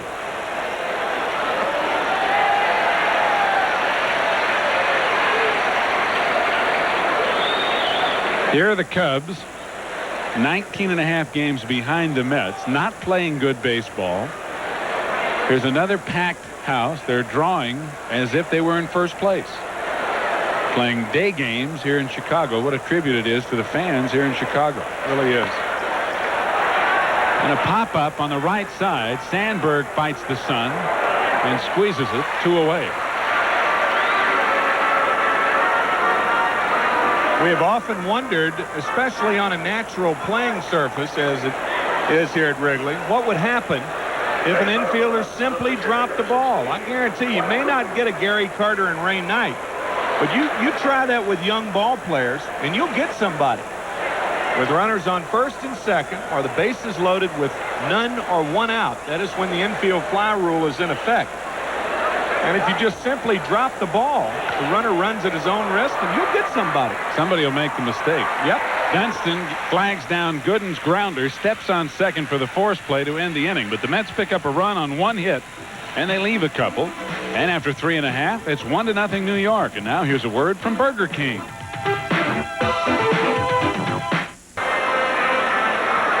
Around the major leagues this afternoon in the National League, Montreal at Pittsburgh, 3-2. The Expos trying to keep pace with the Mets. That game in the 6th inning. 1-1 San Diego at Atlanta, game in the 4th. And at San Francisco, the Red Hot Giants continue. They lead the Cincinnati Reds 1-0 in the 4th. Philadelphia at St. Louis, no score in the 1st. LA at Houston, no score in the 1st. In the junior circuit, the American League, 3-3 Toronto at New York. The Yankees trying to win their first game in their last 10 outings at the stadium. That game in the 6th inning. Detroit over Milwaukee 6-4 in the 6th. 4-1 the Red Sox over the Orioles in the 5th inning. 9-0 Minnesota over Kansas City, that game in the 4th. So the Twins doing some thumping. Later on this afternoon on the coast, Chicago at Oakland, Cleveland at California, and Texas. That's Seattle. And right here at Wrigley, it's 1-0 New York over Chicago as we go to the bottom of the 4th with Dave Martinez, the rookie center fielder, to lead it off. Ryan Sandberg and Keith Moreland to follow against the Doctor, who's high with a fastball for ball 1. Martinez reached on a fielder's choice after Lopes led off with a walk in the 1st inning. Martinez forcing him at second. And a fastball looped into center field for a base hit.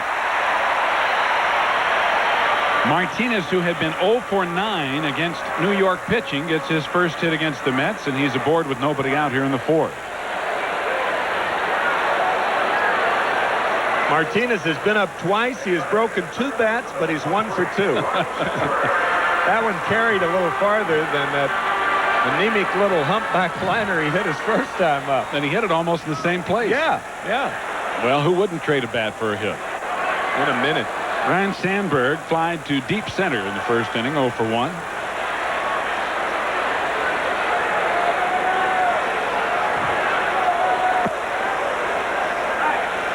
Martinez, who has 4 stolen bases and can run well, is chased back to first.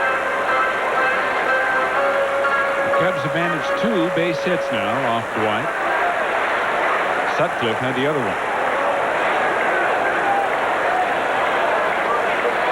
A fastball for strike 1.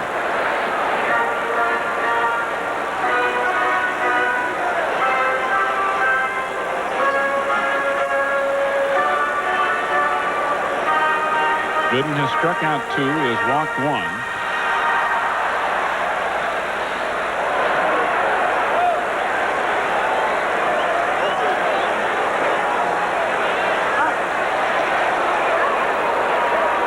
You see Carter looked to be signaling Dwight to throw to first. And did not give him a sign, a normal sign. 1, 2, 3 fingers. Now he does.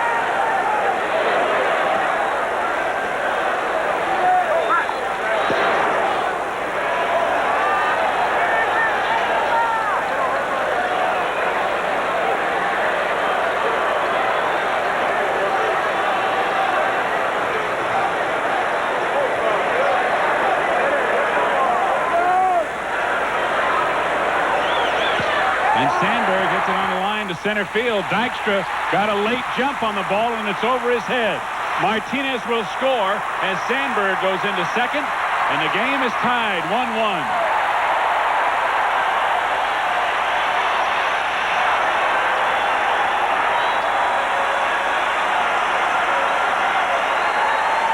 Well, it's rare here at Wrigley Field with the wind and the sun that you don't have some misplayed balls. And look at Dykstra. He broke in. Now he breaks back. Too late. Had he broken back initially, he might have had a shot at it. But the ball was really scorched, and Sandberg has double number 15 on the year. RBI number 43 for Rhino, who's at second, still with nobody out. Sandberg now has driven in 23 runs in the last 31 games. He has been a productive number 3 hitter. And here's Keith Moreland. Moreland ended the first inning by popping out in foul territory to Keith Hernandez.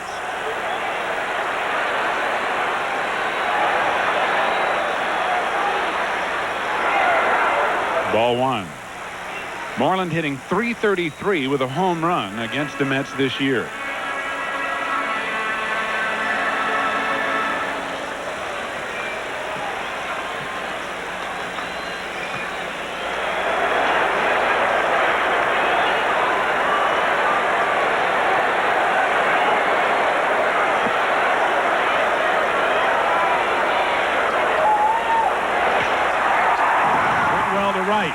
Strawberry going into the corner, can't get it. It's out of the ivy. Sandberg had to hold up. He's coming around and being waved home as the throw goes to second, and they have Moreland hung up between third, and the ball thrown away into right field. Moreland will go to third. The Cubs lead it 2-1. It'll be a double for Moreland and an error on the play.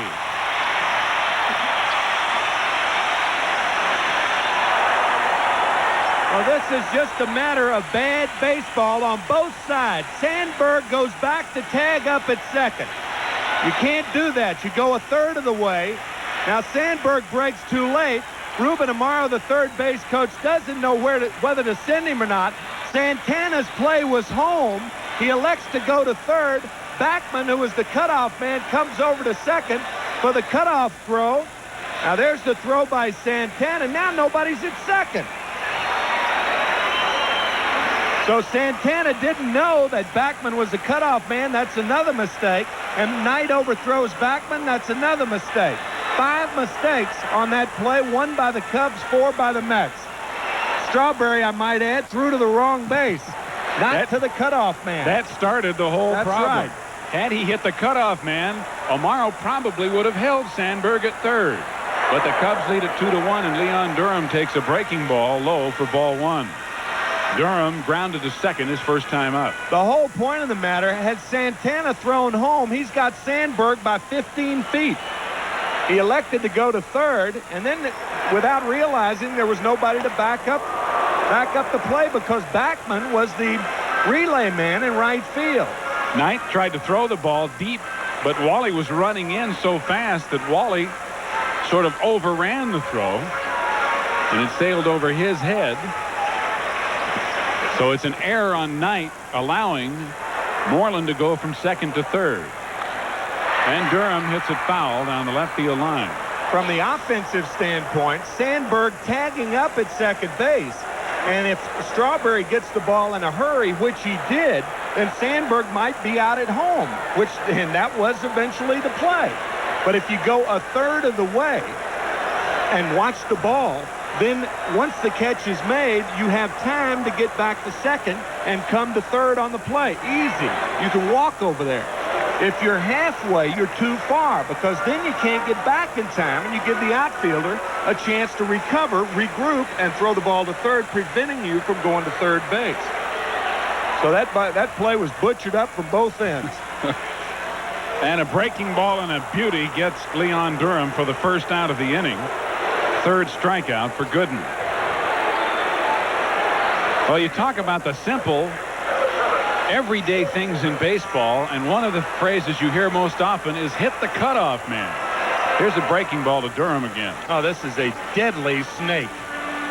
Lord Charles has arrived, albeit temporarily.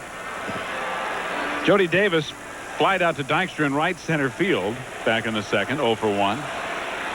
But not hitting the cutoff man can have disastrous consequences. A simple thing like that, and that play demonstrated it quite graphically. There's another breaking ball for a strike. You know, I can understand Darryl's thinking because his thinking, the reason he went to second, the reason that he did was because he figured with his back to second base that Sandberg, being a good base runner, would have scored easily on the play. That's why he was going to try to cut off Moreland going to third base. So I can kind of understand Strawberry's thinking on that play. Yeah, he's not expecting Sandberg to make a mistake like that. Right. Well, out of all those mistakes and negative plays, the Cubs came up with a positive result. They got a run in and a runner to third. No real excuse from Santana's view, however, because Santana, the shortstop, sees that Sandberg is tagging up at second and may have a play on him at the plate if Strawberry gets the ball in a hurry, which he did. So there's no excuse for Santana. There is one for Darryl. And then the rundown play, tack on another one for Rafi because he actually threw the ball too soon to third baseman Ray Knight, and Ray, in trying to deliver it to Backman, overthrew him.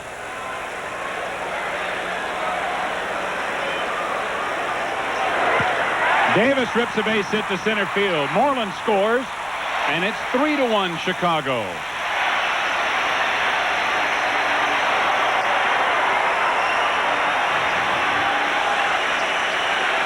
Really illustrates waiting and having quick hands. Jody Davis waited on the ball and was quick enough at the last minute to line it to center. Davis's 33rd RBI of the year, and here's Gary Matthews, who struck out swinging to end the second inning.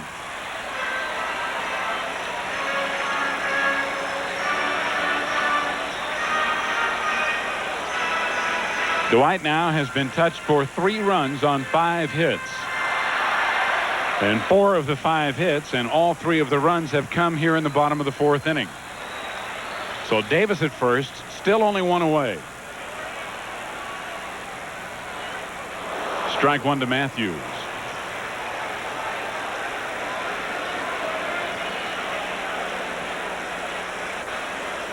In the last 26 games, Gary Matthews has an on-base percentage of .400. Leads the Cubs in walks with 32. And he's always had a good eye. Just outside, 1-1.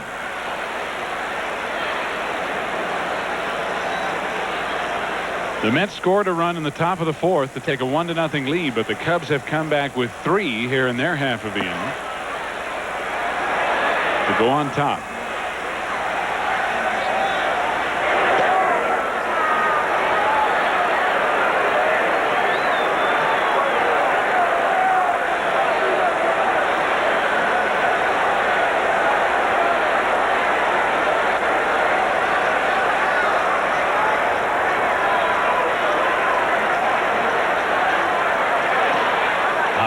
Ball 2.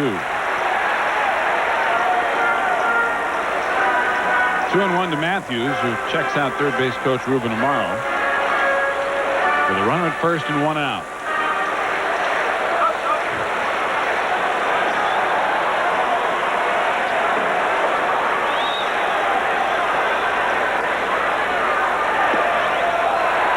Three and 1.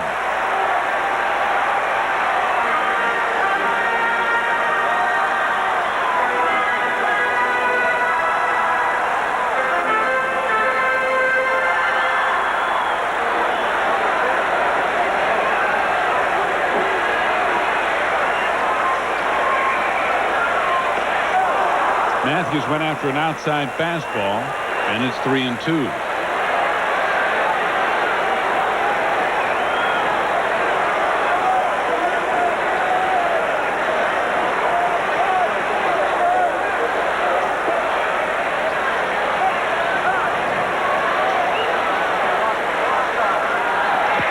Fouled away. Well, it's a good thing it's a beautiful day because we're going to be here for a while. Oh, yeah. No place to go, just St. Louis. No pun intended.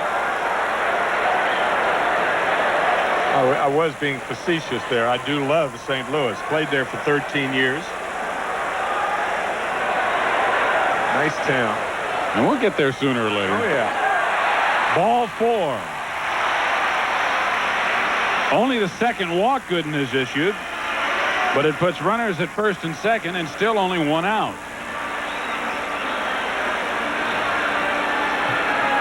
And Mel Stottlemyre is out for a chat.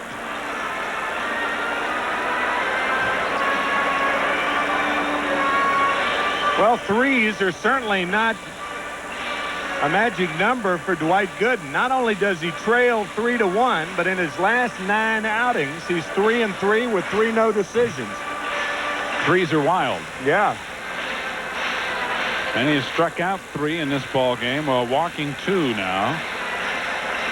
The batter Sean Dunston, who struck out to open the 3rd inning.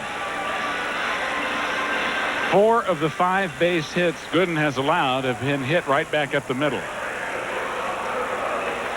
And that's what hitters try to do against a pitcher like Dwight, is hit the ball back up the middle, because he can be overpowering. But the Cubs in this inning have gotten good wood on the ball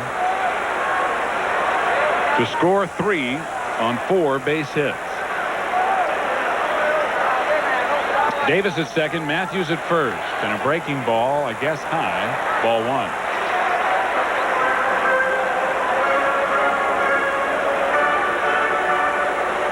Dunston's had only 2 hits and 16 at-bats against the Mets so far this year.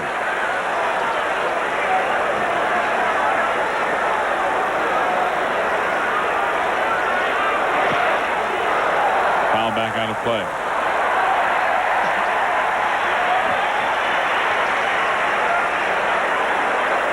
One ball, 1 strike to Dunston.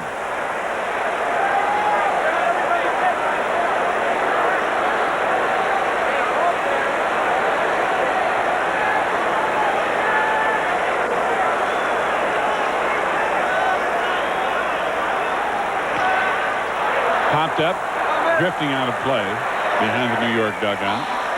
So the count now 1-2.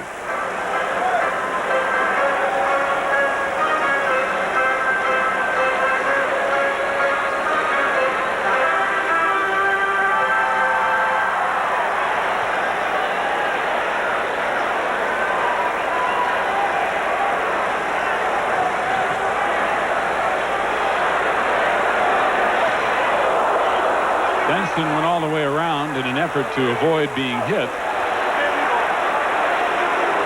Bruce Fremming does not want to appeal. He has already called Dunston out on strikes. Bruce Fremming did make the call. Dunston does not agree with him. I'll tell you, that's awfully close. That's where, you know, his intent was not to go around, but unfortunately the bat didn't agree with that intent. Well, he had to sort of to get out of the way a little bit. He started his swing and couldn't stop it. So here's Sutcliffe now with 2 out, and he fouls one off down the left field line for strike 1. Sutcliffe got the first hit off Dwight Gooden in the 3rd inning with a single to left center, and was then erased on the front part of a double play. Bats rarely agree with you anyway, because everyone knows that bats are stubborn. They have heads made of wood.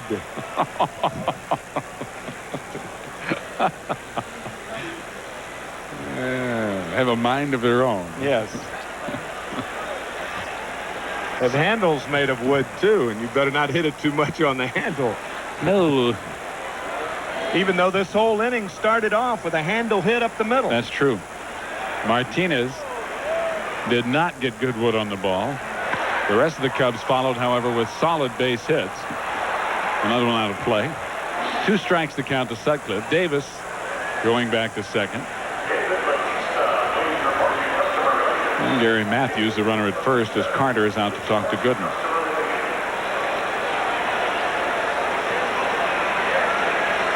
First and second with 2 out. Sutcliffe, the 8th Cub batter of the inning.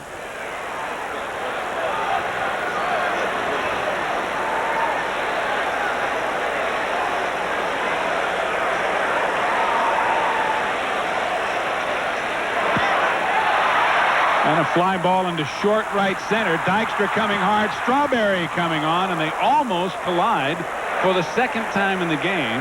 But Strawberry made the catch to end the inning. The Cubs score 3 times on 4 hits. And at the end of 4, Chicago leads New York 3-1. And we're back to Wrigley after this for Budweiser.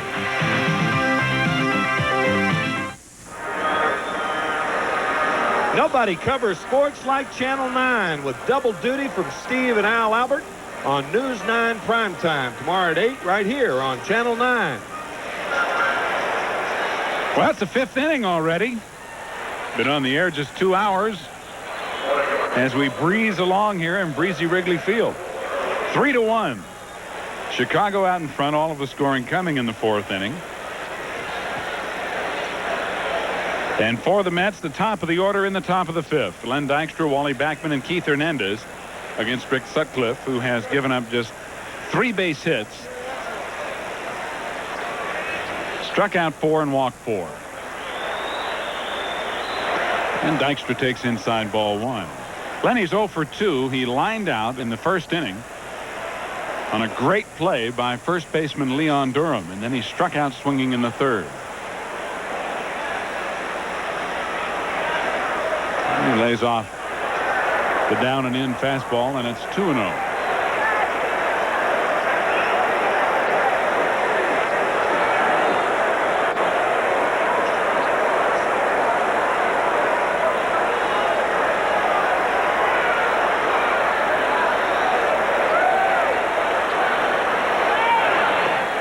Now 3-0. Sutcliffe repeating his pattern of falling behind. Did you see Jody Davis fire that ball back to Sutcliffe then? Little exclamation point. Yeah. 3-1.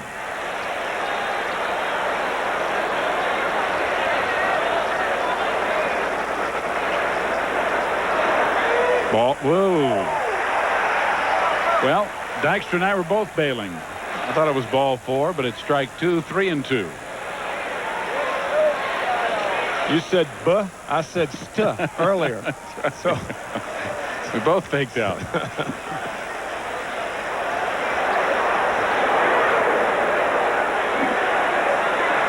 There's ball 4. So Dykstra aboard to open the 5th inning. 5th walk issued by Sutcliffe.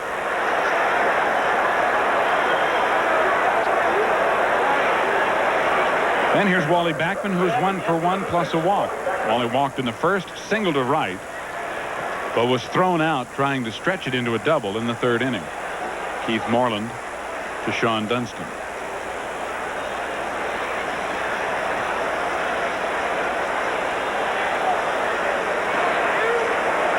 Strike one.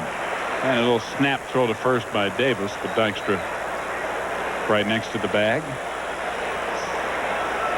Backman hit a ball on a line over Moreland's head in right field. Keith made a fine play on the ball off the wall to throw him out at second.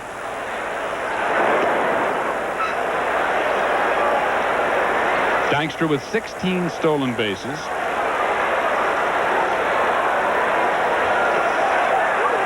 And a little bit closer play at first. Dykstra tied for 10th in the National League. Vince Coleman of St. Louis, the leader, with 45.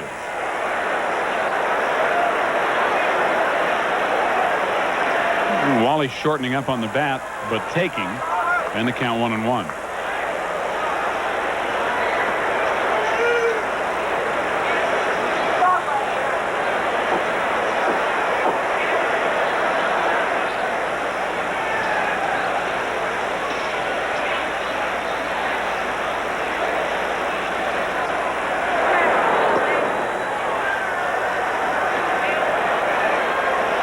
When Sutcliffe pitches, a first baseman could break in a new mitt real easy. Take 100 throws over there during a game. There's another one, and Dykstra was leaning that time.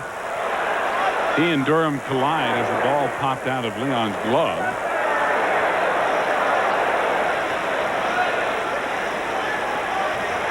He might have been going that time. Was leaning on that right leg. Watch, you see that little extra step right there, buckle. You see, whenever you see that right leg buckle when a runner's at first base, you know he has an idea about trying to get that good jump.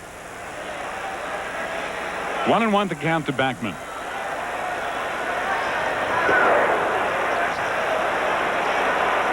This game moving along with the rapidity of a cat blue trip home. Remember, he was always too drunk to get home. Took him forever. He'd make it the next day. Lee Marvin. What a great, one of the all-time great movies. Oh, that was hilarious. That horse of his. Uh-huh. Oh. Backman's going to forget what Sutcliffe throws. It's about 10 minutes between pitches. There's another one to throw. Dee-dee-dee-dee. Shall we go into our soft shoe routine? Where's the piano bar when you need one? Should have brought a book today. Some of the people in the stands did.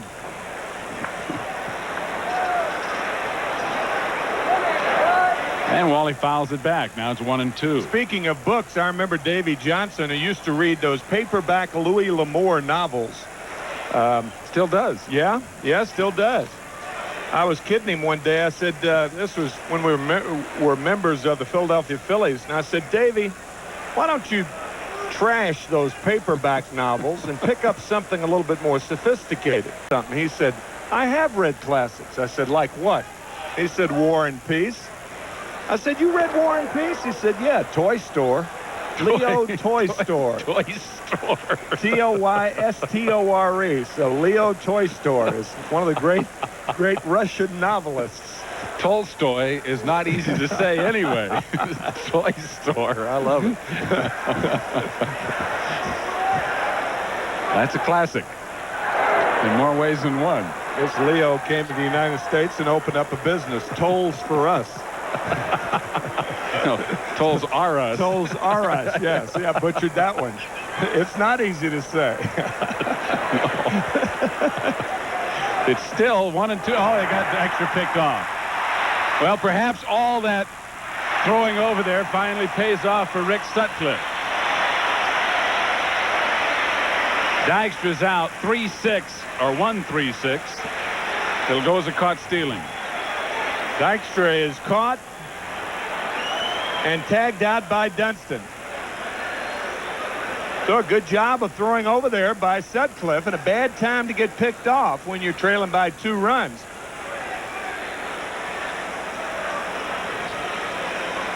Well, the Mets have made a few mistakes today, and that's one of them. The count still 1 ball, 2 strikes to Backman, now with 1 out and nobody on.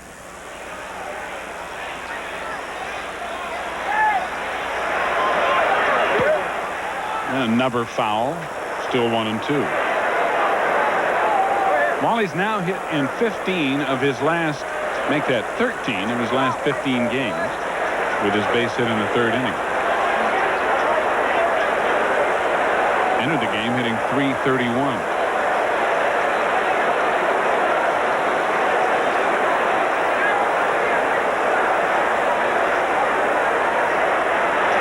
Breaking ball, base hit left field.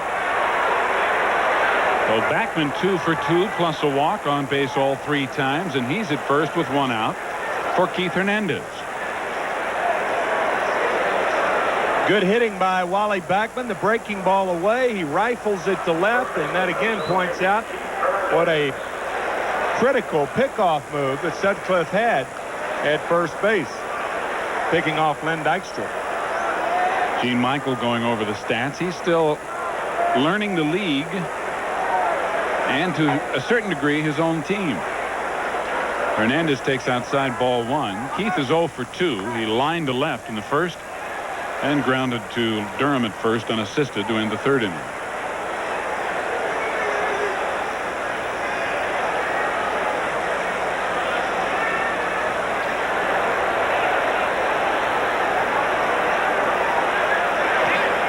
Fastball high, ball 2.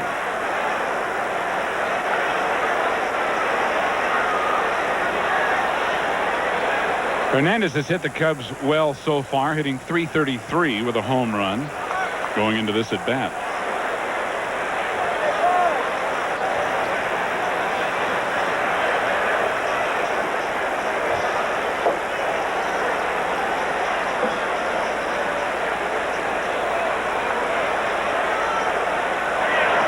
And again, it's high, and now it's 3-0.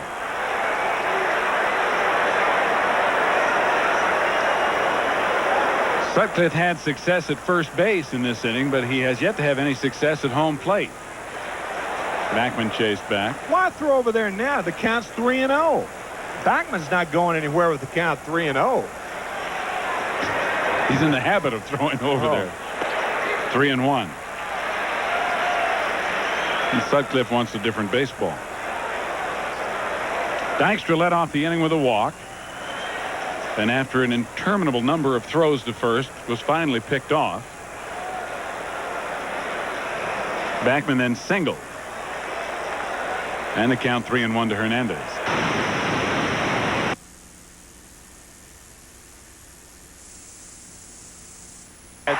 And Backman, who was at second, will go back to first, now with 2 away.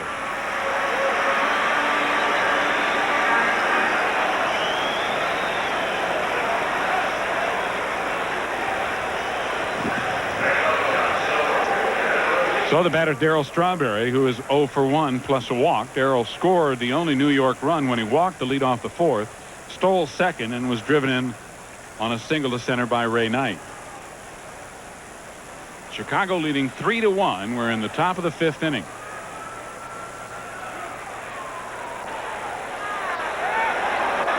Ball 1 to Strawberry.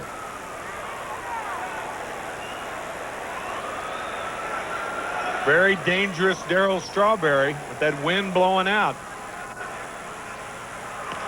And Darryl hits it foul off the front of the New York dugout. 1-1.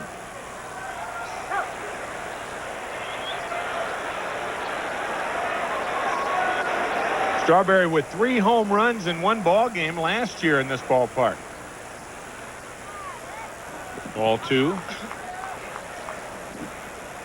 Against the Cubs so far this year, though, Darryl has not hit well. Only 2 hits in 15 at bats. And a breaking ball. Sky deep to center field and out of here. A game-tying 2-run home run. You could feel that coming. All Strawberry has to do in this ballpark is just get it up in the wind. When you've got reach and strength, like the willowy Strawberry, all you have to do is hit a fly ball, and this is all this ball was. And he hit it about 430 feet. One hand, look at that. Sutcliffe knew it. Martinez can't believe it. That's a tie ball game. That ball's way back. Oh, way out of here. No contest. For Darryl, his 10th home run of the year, and he now has 38 RBIs. That's the 12th home run Sutcliffe has allowed. And here's Gary Carter. And a breaking ball for strike one.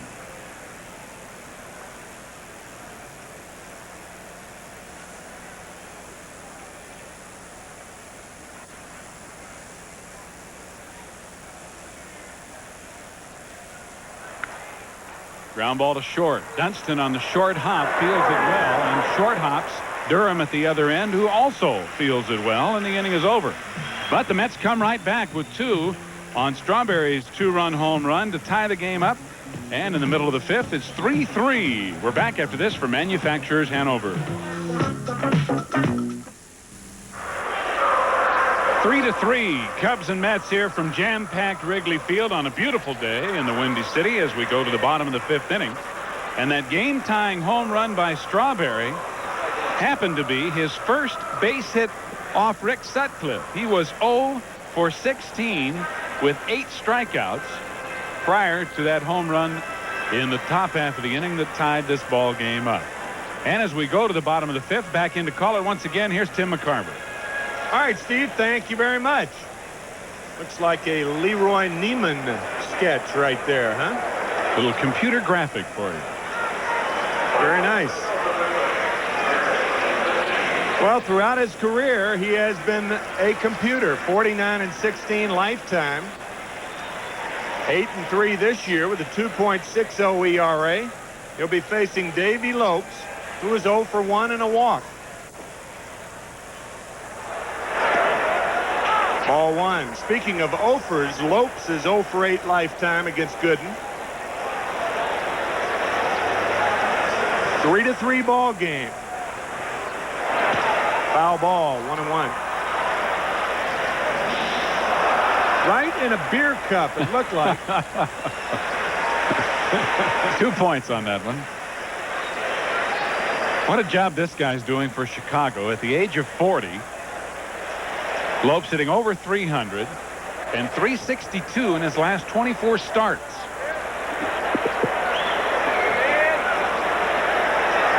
Curveball is low, so it's 2-1 to Lopes.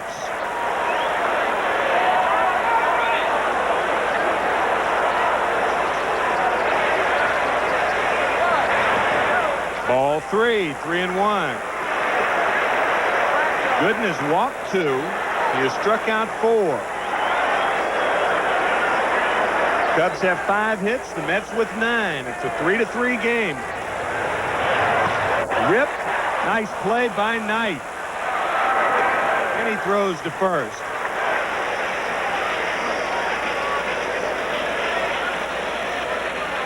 So with 1 out, the batter, David Martinez. Well, here it is again. And Tim, you've talked about how third is a reaction position, and that was good reaction by Ray Knight on a ball that was scalded. One quick short hop, and Ray picked it cleanly. We are seeing some good examples this afternoon of how hitters really beat on balls when they're ahead in the count. That 3-0 pitch. Another number to center by Martinez, and Dykstra makes the catch. Battling that sun all the way. It is tough out there. 2 out. There have been an awful lot of balls hit hard today by both teams when the hitters have been ahead in the count. You're a different hitter. Sandberg 1 for 2, an RBI and a run scored in the 3-run Cub fourth. And that comment, Timmy, brings up something that Davey Johnson said to me off camera after the interview that we did before the ball game today. He said that in his mind, that's the biggest difference in Gooden this year, and that last year Gooden was ahead in the count more often than not. Curveball fouled away, 1-1. His pattern would be most often throw a strike, throw another strike, come back with a breaking ball that maybe just missed for a ball, and then polish the guy off with the fourth pitch. So that rarely was a hitter ahead of him. This year it's been almost exactly the opposite pattern. Curveball is low, 2-1. And then that goes back to, well, why? And both Davey and Mel Stottlemyre feel that Gooden is overstriding a little bit, which has caused his fastball to be high and his breaking ball to miss the strike zone. Fouls it away, 2-2. Yeah, Ralph Kiner's disdain for the word overthrowing is really well put, because you don't overthrow. You do overstride, which makes you come under the ball. And it's so clear to see that, you know, when Gooden's doing it, because that's when that fastball and curveball is so high in the, not in the strike zone, eye high, as opposed to riders at the letters. Right, it's high in the strike zone. Yeah. The big difference. The mechanics of it, talking about pitching, I guess can be equated somewhat to hitting a golf ball. Or hitting a baseball. Or hitting a baseball. Same deal. Right. All those little things that have to come together in order for the split-second timing necessary for everything to wind up as you planned it. Or at least as you desire it. Check swing back to Gooden. And he gets Sandberg. And for the second time in this ball game, the Cubs go in order. And after 5, a 3-3 game. We'll be back to go into the 6th after this word from the good old guys. George Foster leads it off, top of the 6th of a 3-3 game. Deep to left field, way back. This ball is out of here. Mets lead it 4-3. 1 pitch, 1 run here in the 6th.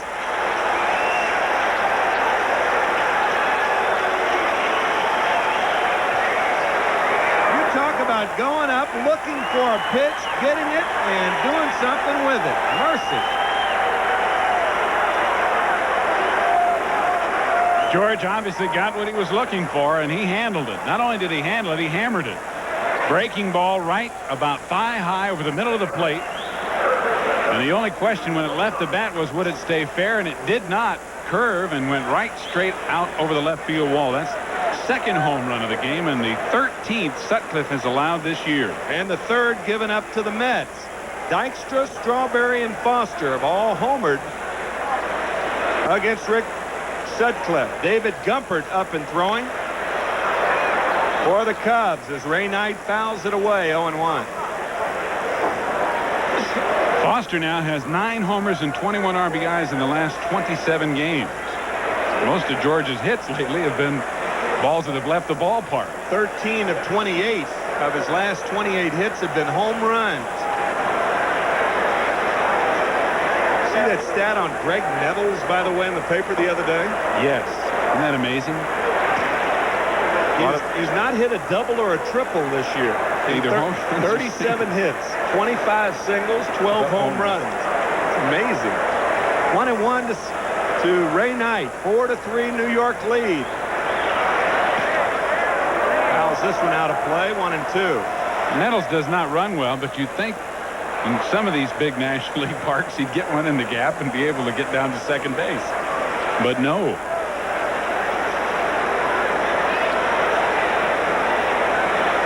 Foster hit that ball a ton to get it through this wind. The wind, if it helps the ball, will be helping it from straightaway center field over to the right field line. Second home run of the day for the Mets. Strawberry's 2-run shot in the 5th, and now Foster on the first pitch to lead off the 6th. Slider is low, 2-2. Rather smug way of saying he didn't swing. Randy Marsh says, I'm not even going to give you a sign. I'll just shake my head. Breaking ball is low. Again, it's 3-2. Sutcliffe has walked 5. And the scouting report that we gave at the beginning of the game, a lot of deep counts, has certainly proved correct today. Change up, base hit, left field. And that might be all for Sutcliffe. even though Gumpert warming up down the left field line has not been warming up that long. Jody Davis looking into the dugout right now to see if they want him to go out and talk to Rick in an effort to give Gumpert more time. There's Gene Michael and Billy Connors now. He wants to know if Gumpert is ready.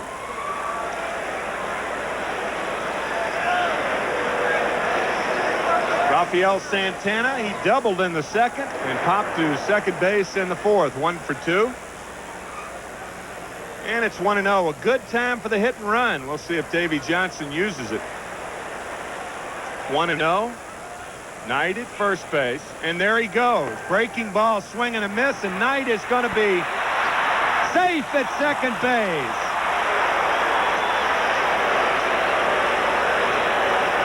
That is the second good slide of the week for Ray Knight. He had another one at home plate. It was a beauty. Well, I'll tell you what, he almost breaks his leg here, but it's a great effort as Knight sees that the ball is way on the second base side. Dunston had to go way out to get it, and Knight just slides inside the bag. And as you can see, Dunston unable to make the tag. So Knight picks up his first stolen base of the year. And only his second in the last 4 years. Fly ball to center field, and Martinez makes the catch. So Santana's out of there, and the batter will be Dwight Gooden. And Ray Fontenot has joined Dave Gumpert in the bullpen for Chicago. He is not miming a luge course. What he is doing is asking a home plate umpire or pitching coach Billy Connors if he wants him to throw easy. Breaking ball to Gooden's a strike. Dwight is struck out and grounded to short. 4-3 ball game. Mets on top.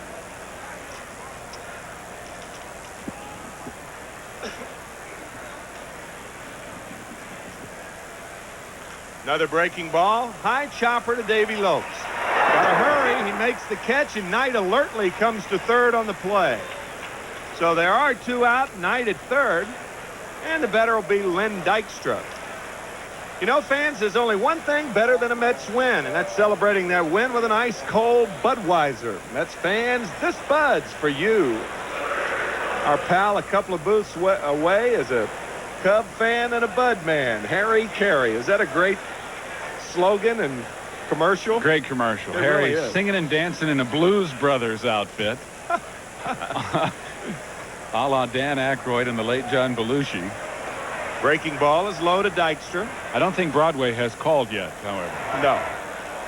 But it is funny. I'm a Cub fan. I'm a Bud man. Harry in his 42nd year of broadcasting. Enormously popular here in Chicago. Fastball outside, 2-0. You know, when you think about it, you're a young man. Your playing career is over. Harry was a veteran broadcaster when you were playing for the Cardinals. Back in 59. In fact, when you broke in, that's right. Correct. He was a veteran broadcaster even then. I thought you said that very well, talking about me being a young man. But, you know, I do have feelings, Steve. I had to preface it correctly so it wouldn't come out wrong. Silver-tongued devil, you.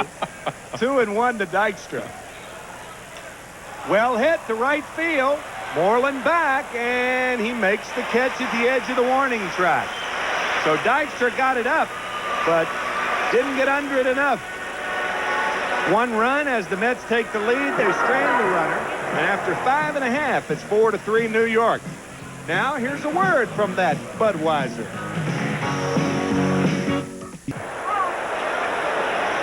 Don't miss the Mets when they go west to battle the St. Louis Cardinals Tuesday night at 8:30 live from St. Louis. It's right here on Channel 9. And that's sort of a misnomer because the St. Louis Cardinals are in the Eastern Division. But they're west of New York. Which brings up an interesting point, Mr. McCarver. What is that? Realignment. There's been a lot of talk about the possible expansion in the National League and the geographically realigning teams, but then you do away with a lot of traditional rivalries if you do that. Restructuring, yes, sir. Atlanta's in the Western Division and is farther east than either St. Louis or Chicago, who are in the Eastern Division. So geographically, it doesn't make a lot of sense. Keith Moreland, the batter. He's 1 for 2 with an RBI, a double, and a run scored. Fastball's a strike. 0-1 on the Moreland double. We'll try to recap it as best we can. With Sandberg on second and nobody out, Moreland doubled. Takes a fastball inside. He doubled to right field. Sandberg went back to tag up. Strawberry, who had his back to the play, catches the ball off the wall. Sandberg then tries to score. Strawberry hits the cutoff man, who was Santana, the cutoff man from right field to third base. Santana could have had Sandberg by 15 feet at home, but he elected to get Moreland instead by throwing to Knight. Without realizing no one was at second. So they got Moreland in half a rundown. Backman tried to recover by coming over to second. Knight threw it into right field, and Moreland went to third. And Moreland eventually scored on an RBI single by Davis. That play went with the length of this game. This game 2 hours and 20 minutes old now. That's right. That play belongs in this game. That's exactly right. 1-2 to Moreland. Fastball on the corner. Got him. That was a picture-perfect Dwight Gooden fastball. Strikeout number 5 for Gooden, and there's one away. Keith Moreland knew it as well as anybody. And he's a little upset with himself because that's a pitch with 2 strikes that Moreland can usually handle. So true. He likes that ball away and likes to drive it to right field, so he just turned around and stomped to the dugout. Here's Leon Durham. Breaking ball is high, 1-0.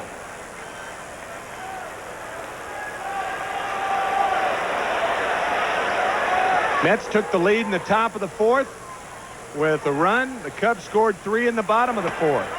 Then Strawberry's 2-run homer tied it in the top of the 5th, and Foster, with home run number 13, luckily put the Mets on top. Lucky 13, 4-3.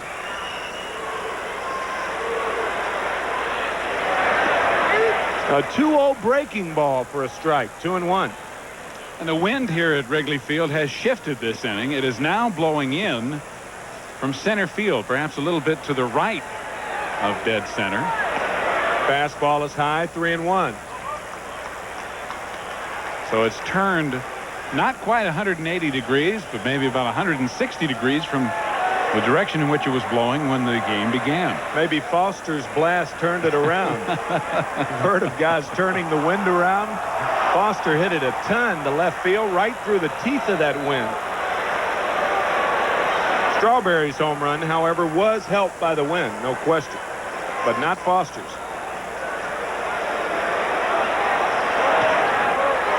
Fly ball left field. Here comes Foster, and he makes the catch. So with 2 out, nobody on, the batter Jody Davis.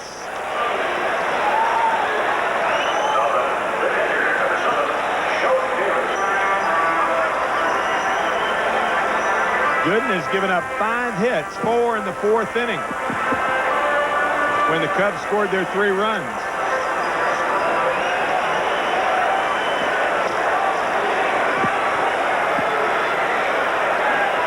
Davy Johnson remembers this park oh so well.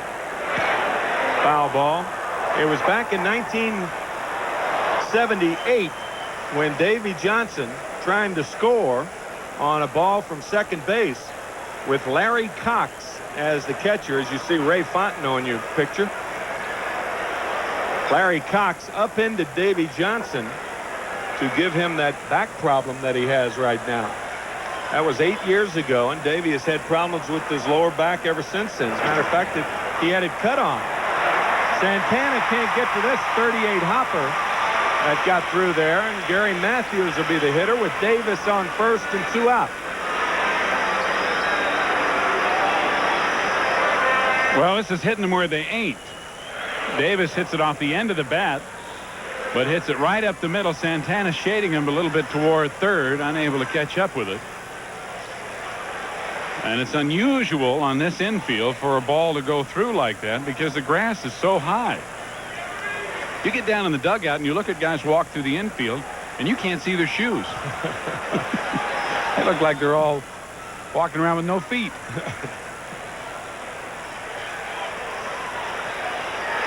Matthews takes a vicious curveball. He has struck out and walked. Strike one to Gary Matthews. Davis, a slow runner at first.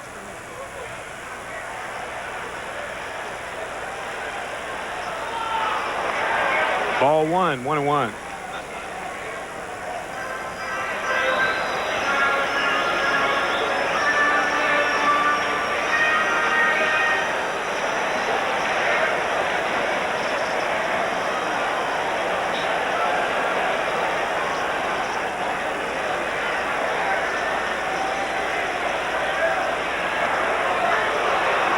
And it's 1-2 to Gary Matthews.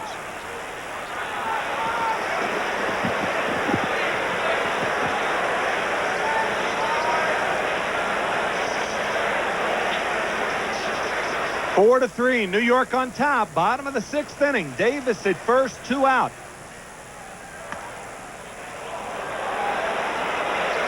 Everybody was leaving but Bruce Frimming. Ball 2, 2-2. You could see the entire infield lean toward the dugout. Yeah.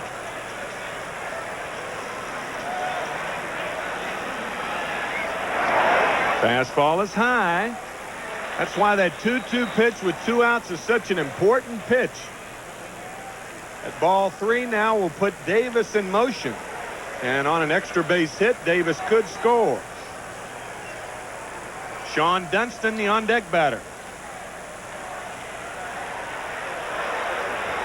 There goes Davis, and the fastball is high to Gary Matthews. Walk number 3 given up by Gooden. He had Matthews in the hole, 1-2. Now Gary walks, Davis to second, and Dunston the batter. He has struck out 2 times.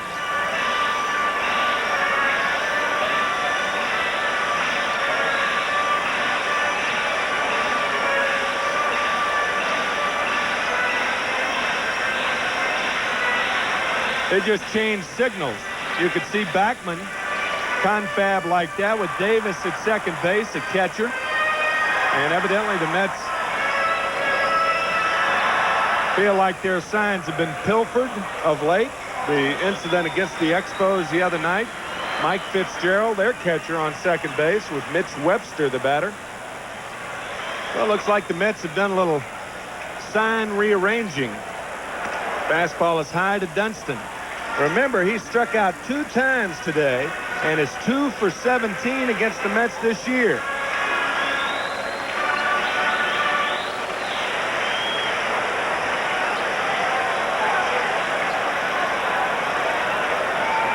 Breaking ball is high, 2-0.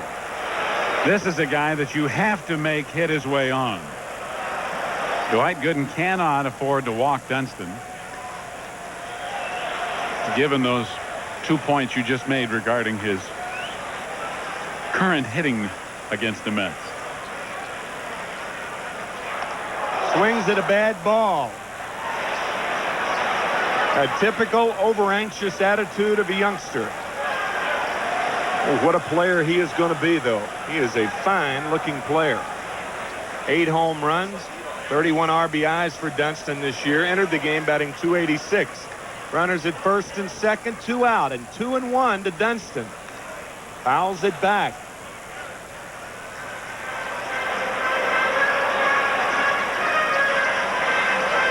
So here again, we have that 2-2 count with 2 out.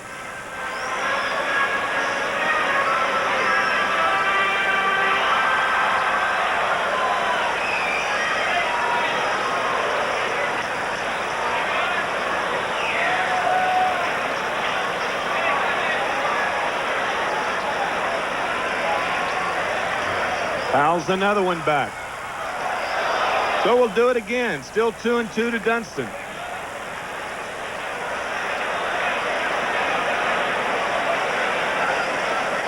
This time, the Cubs have the tying run at second base in scoring position. So you really don't want to go to a 3-2 count here because Jody Davis does not have good speed. Right. And it would take a very well hit ball to score him from second base. Another one fouled back.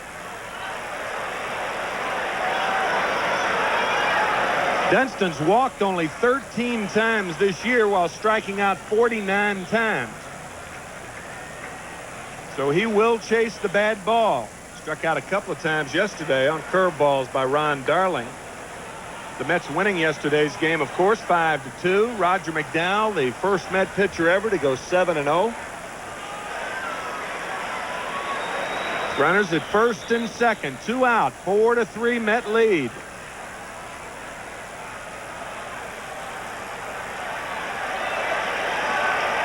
Grounded sharply toward second. There's Backman, however, to get Dunston. So Gooden pitches out of trouble here in the 6th. No runs a hit, 2 left by the Cubs. And this toddling town, it's 4-3. New York after 6, and we'll be back after this word from Purolator Courier.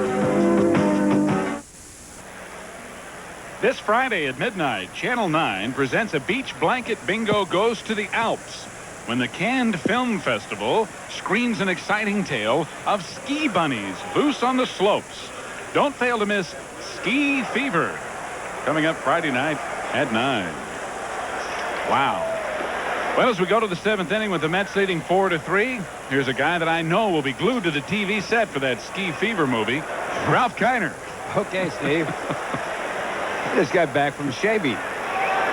This From game's who? been so long that I had to shave again.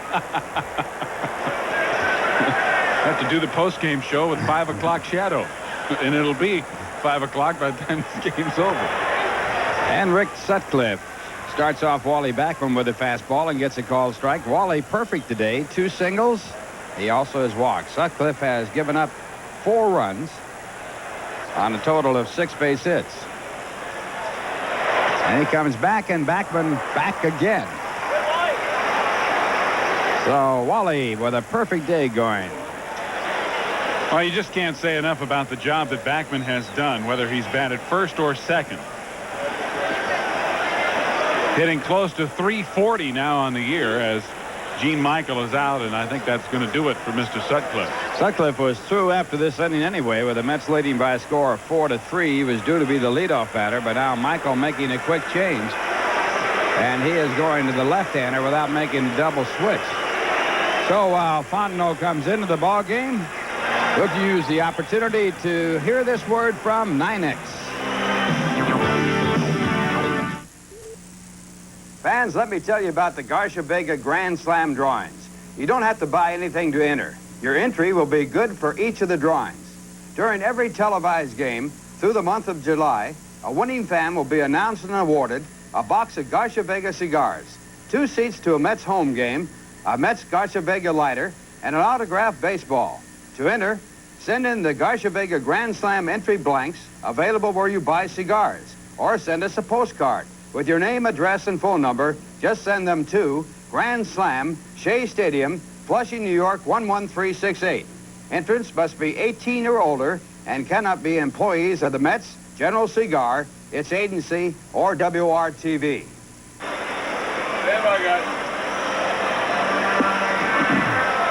And it's Ray Fontenot on the mound for the Chicago Cubs.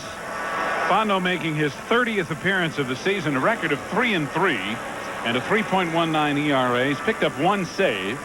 He's worked 36 2/3 innings, walking 14, striking out 16. He's allowed 13 earned runs and 35 hits.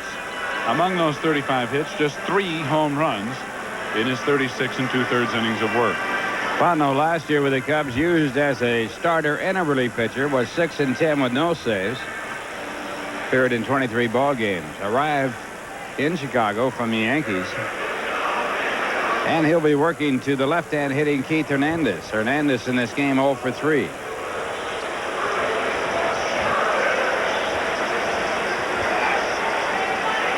Keith has hit the ball well twice of his, or rather, in 2 of his 3 trips today, but he still seems to be battling it a little bit at the plate. And a toss to first base, Backman back. Mets in 6 innings had 4 runs, all earned off Sutcliffe. 7 hits. Sutcliffe struck out 4, but walked a total of 5. A little scenery right there. Hard smash on the hit and run play. And Backman easily goes to third base as Matthews gets it into second. So Keith Hernandez on a beautifully executed hit and run play picks up his first hit. Well, the Mets have their #1 hit and run combination going here. Backman breaking and Hernandez with the shortstop Dunston covering it, hits it right through the vacated position and into left field. And boy, look at that ball die out there in that shoe top high grass as Backman dances over to third very easily. Little things that change ball games. The hit and run play right there. The wrong man covering on the wrong pitch. A fastball and the shortstop covering. Keith Hernandez outstanding on hitting the ball to left field off fastballs. Those things, of course, don't show up in the back scores, but wrong man covering on that play. Now Darryl Strawberry, the hero of this ball game. It was Darryl's home run that put the Mets into a tie in the 5th inning. A 2-run shot into right center field. And the first pitch with runners at third and first and no one out. Ball 1. Strawberry walked his previous time up in the 4th inning, struck out his first at bat. So Darryl 1 for 2 with 2 RBIs. And the fastball for a ball. 2 balls, no strike. Strawberry.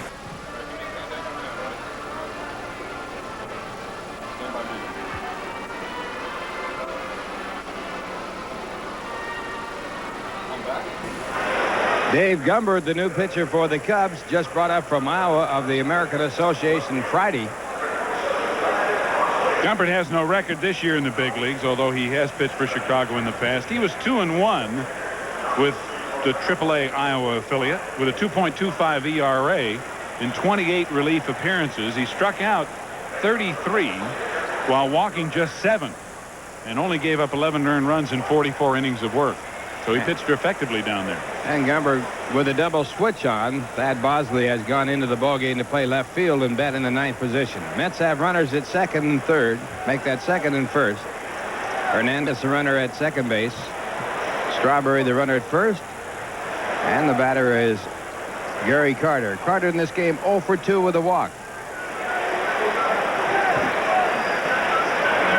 And Gumbert's first pitch, a fastball.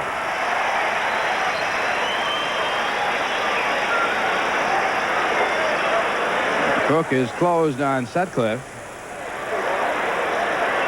Charged now with 5 runs in 6 innings. He gave up 7 hits, struck out 4, and walked 5. And the pitcher record on the losing side. He came in with a record of 4-9. So the Cy Young Award winner 2 years ago, having a very, very difficult year this year. 1-1 the count to Gary Carter. Carter has fouled out and grounded out in his 2 official at bats. No one out, top of the 7th inning.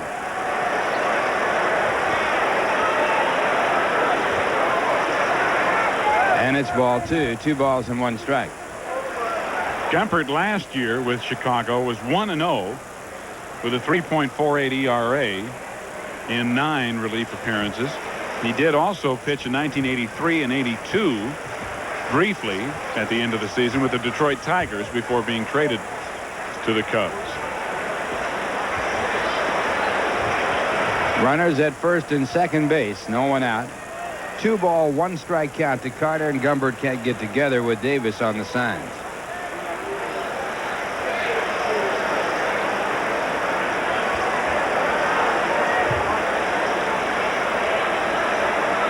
Strawberry behind Hernandez on the bases. And the fastball drilled to right field. Hernandez will score easily. Moreland over to cut it off. Now Carter trying for second. He hesitates and then is out as Strawberry goes over to third. So Carter thrown out by Moreland. Second runner that Moreland has thrown out on a base hit to right field in this ball game. Here it is on the replay. Well, Gary might have anticipated a play at the plate, and that Strawberry might attempt to score as well, and that's one of the reasons that he might have tried to go to second base. But Darryl's held up at third base, and I think Gary was a little surprised when he saw the ball come in there in front of him. He tried to pull a Ray Knight slide that Ray was successful with going to the inside of the bag earlier, but he's tagged out for the first out of the inning. He does, however, drive in his 51st run of the year. And the Mets are leading now by a score of 6-3, and the batter will be George Foster, who put the Mets up 4-3 with a home run his last time up. For Foster, it was home run number 13 on the year and number 347 in his major league career. That run is charged to Ray Fontenot, who is also responsible for Strawberry. Infield in for a play at the plate, and the first pitch to Foster fouled off. Strawberry, the runner at third. Infield is in.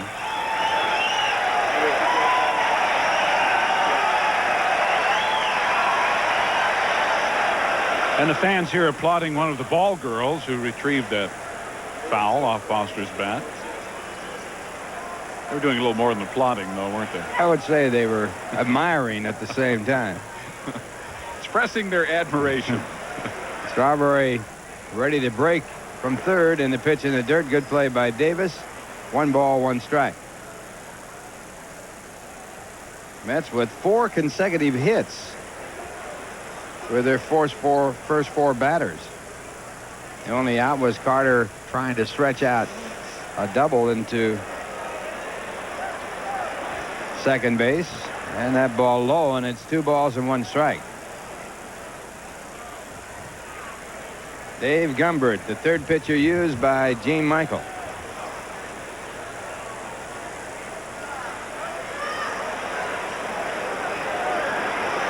Good hitting situation for Foster. 2-1, and he gets a slider that he just does foul off, and the count goes to 2 balls and 2 strikes. Strawberry, a big day. 3 RBIs, 2 for 3. The runner at third base. He also walked and scored, had a stolen base. And on third for George Foster.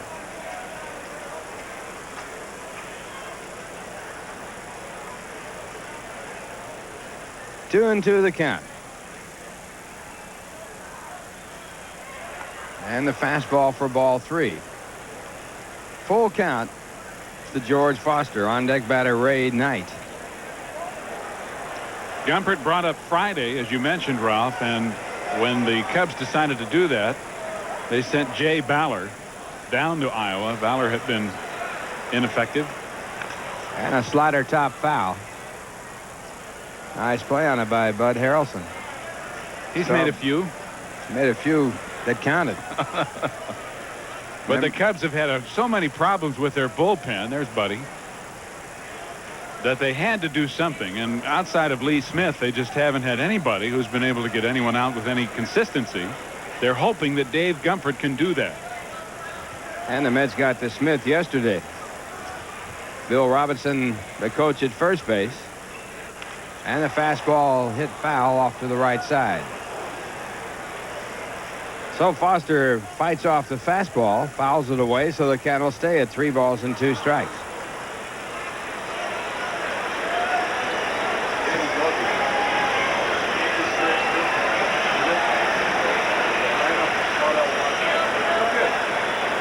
Foster 37th on the all-time home run list.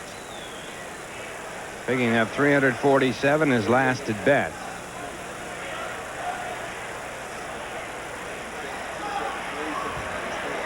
And again the 3-2 pitch, and the slider fouled off.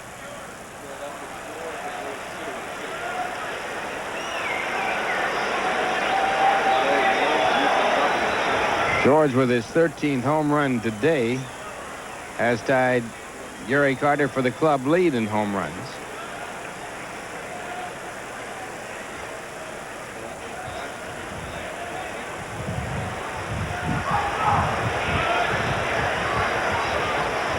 And the slider hit on the ground to the shortstop, and Strawberry hung up. Good job by Dunston as he gets Strawberry in the rundown, and now throw to second base. Foster is safe as he takes advantage of the rundown play to get into scoring position. Dunston doing a good job on this play.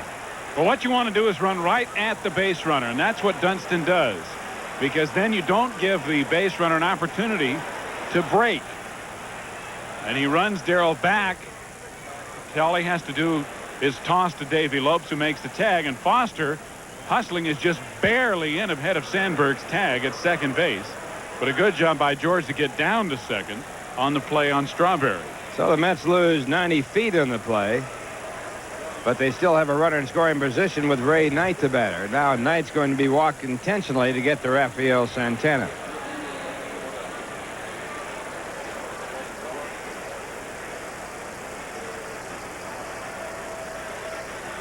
Intentional walk to Ray Knight. Ray with 2 hits and 3 times up drove in the first run for the Mets in the 4th inning.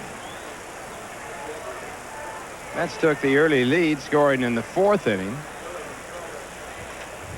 And in ball games where the Mets have scored first, the Mets have a record of 34-9. The intentional walk ordered by Gene Michael. That puts runners at first and second with 2 men out and brings up Rafael Santana. Rafael doubled in the second and is 1 for 3 today. Rafael hitting .154. He has no home runs and 8 runs batted in. Mets with 2 in, leading 6-3, with Foster at second base and Knight at first. And a good slider, strike 1. Well, we just got word, Ralph, that the Yankees have completed a trade today with the Atlanta Braves. The Yankees have sent Ken Griffey to Atlanta in exchange for Claudell Washington and young infielder Paul Zuvella. 1 strike to count. And again, the slider, good pitch, throw to first base. Knight just does get back ahead of the tag by Durham. Well, it was a good play by Leon Durham to catch that ball sliding down and try to make the tag all in one motion. Jody Davis throws well. He has the ball right on the money. Now look at Durham getting out of Knight's way and trying to make the tag at the same time. 2 strikes to count on Santana.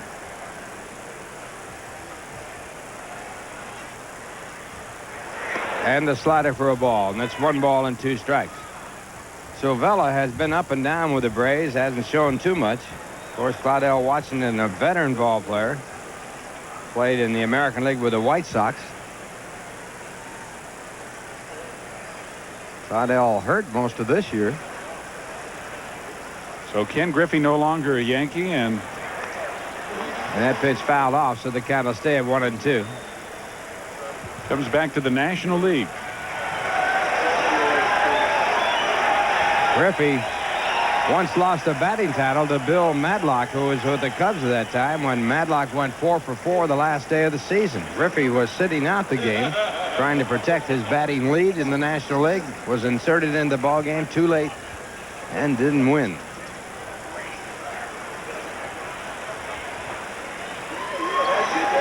One and 2 the count. And a high slider, and the count 2 balls and 2 strikes. And of course, while we're on the subject of trades, the rumors are rampant that Tom Seaver will become a Boston Red Sox pitcher for young outfielder Steve Lyons. I don't know if that announcement has been made yet, but that's the speculation that's all over the place. Seaver hoping for a trade. He says he can't stay here anymore. Doesn't really sound like Tom Seaver. 2 and 2 the count. And now ball 3. A full count, 2 men out. The runners will be going with the pitch. Of course, the rumor mill was also churning out on again, off again deals for Seaver with the Yankees. It never seemed to pan out. But Tom has said he wants to be back on the East Coast, and he just may get his wish maybe today. 3 and 2. The runners go, and the ball bounced up the middle. Over there is Dunston to make a fine play. The first base will end the inning. So Dunston saving at least a run on a very fine play at shortstop to end the inning. But the Mets pick up 2 runs on 4 hits. They leave 2, and the score at the end of 6.5 innings, the Mets 6 and the Cubs 3. Now here's a word from Bud Light. While we have the traditional 7th inning singing of Take Me Out to the Ball Game, the Mets want to remind you that 2 important dates are coming up in July at Shea. Saturday afternoon, July 12th, the Mets will be celebrating their 25th anniversary as players from the Mets' 25 years will be at Shea to play in the Equitable Old Timers Day game beginning at 11:45, with the Mets-Atlanta Braves game getting underway at 1:50. This is a new start time, so make note of it, 1:50. Jerry Grody, Cleon Jones, John Matlack, and Willie Mays are among the many players scheduled to appear at the Equitable Old Timers game at 11:45 July 12th. And then on Sunday afternoon, July 13th, it's Rusty Staub Day, as the Mets will be honoring Rusty in a pregame ceremony beginning at 1 o'clock, with the final game of the Mets-Atlanta series getting underway at 2:05. Tickets are going fast for both these games, so be sure to get yours now at Shea's advanced ticket window, any Ticketron outlet, or you can call 718-507-TIXX for more information. So mark July 12th and 13th on your calendar now, as both games will be two more memorable chapters in the Mets history. These are two games you don't want to miss in the Mets' 25th anniversary year. And we're going to the bottom half of the 7th inning. Thad Bosley will lead it off for the Cubs. Thad went in the ball game when they made the pitching change, and he was placed in the 9th position in the batting order. Mets leading by a score of 6-3. 1 point trailing 3-1 in the ball game, when the Cubs got 3 runs in the 4th inning on 4 hits off Dwight Gooden. Gooden a chance to pick up his 9th victory of the year against 3 losses. Well, here's the play that ended the inning. Rafael Santana, with 2 runners aboard, bounces one up the middle. And look at the range of Sean Dunston. He is there in a hurry, and with that great arm, just flips the ball, even though he's off balance, and throws a strike to Durham to take a base hit away from Santana and save a run for the Cubs. And Thad Bosley to hit, and the first pitch, ball 1. Bosley hitting at .275, no home runs, 4 RBIs. As a pinch hitter, he's been amazing. And the fastball fouled off. He's had 8 pinch hits and 6 walks for an on-base percentage of .452 as a pinch hitter. He's 14 for 31. On the mound, Dwight Gooden. Gooden trying to pitch his 7th complete game.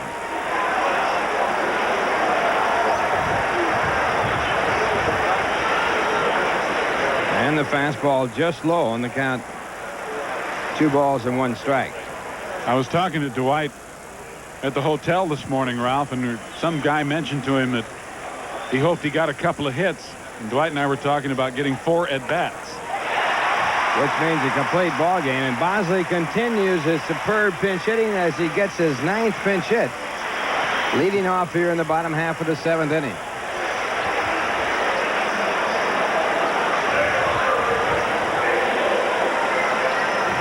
Seventh base hit given up by Gooden in this game. 4 of them coming in the 4th inning when the Cubs got 3. And it brings up Davey Lopes. Gooden has struck out 5.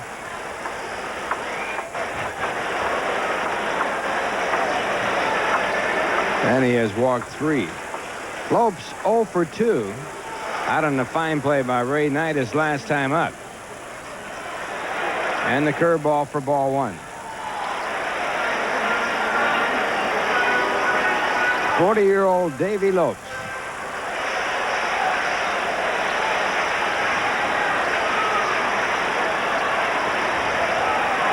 Fastball hit deep to left field. It could be gone.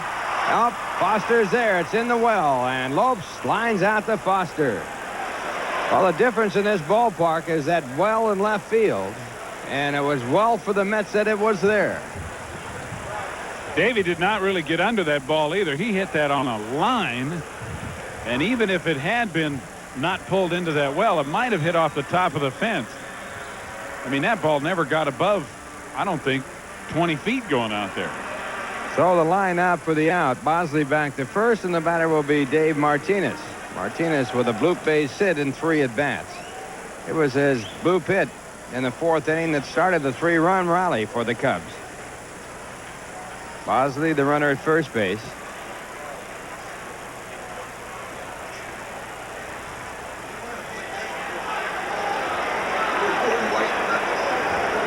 Maybe one reason Dwight Gooden is semi-struggling this year, Ralph, is this is apparently the year of the 40-year-olds. I mean, Nicklaus wins the Masters. Ray Floyd at 44, almost 45, wins the PGA, and then, or the Open, and then You have Davy Lopes at 40 having a great year. And Shoemaker won the Derby. Shoemaker was very good. Of course, his horse was young. Yeah, he didn't have to do the running. He had a three-year-old horse. But you got 40-year-olds winning their 300 game in the big leagues. Don Sutton. Just maybe it's an off year for youth. Not that being in your 40s is old. Now, we won't go into that. And a toss to first base.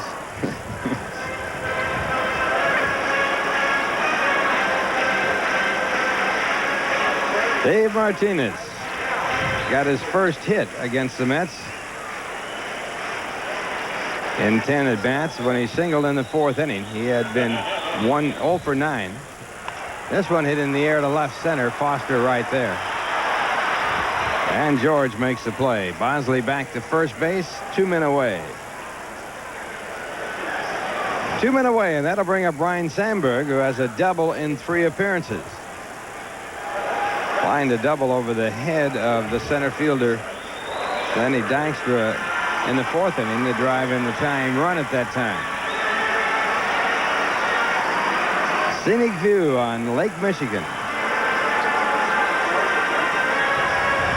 The wind direction has changed considerably. It's now blowing in from the northeast, where at the start of the ball game it was blowing from the northwest. About a 90-degree swing. And a throw to first base. And when that wind blows in off the lake, it cools down here in Chicago.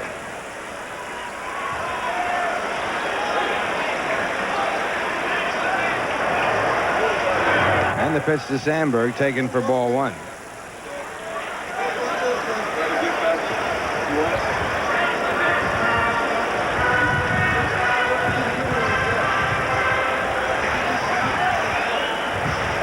Confrontation between Gooden and Sandberg held up a moment. It is cool here in Chicago.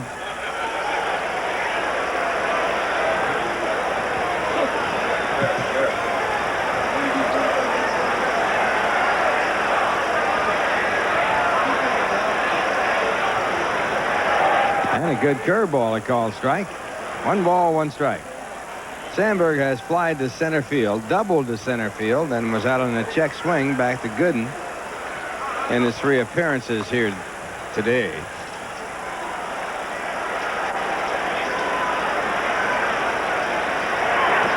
Ground ball chopped foul over the dugout.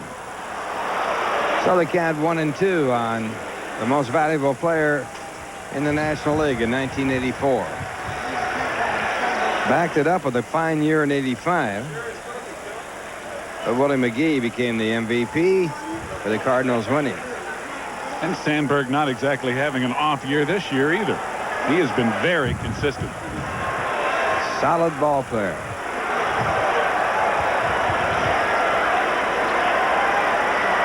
One and 2. And a high breaking ball. 2 balls, 2 strikes. Even though that breaking ball was out of the strike zone, Dwight has been getting his curveball over more consistently in the second half of the game than he did in the first half. 2-2 pitch. Back to the curveball. It's in the dirt, a check swing, and it's called strike 3 by a home plate umpire, Bruce Fleming. So a strikeout for Gooden ends the inning, his 6th strikeout.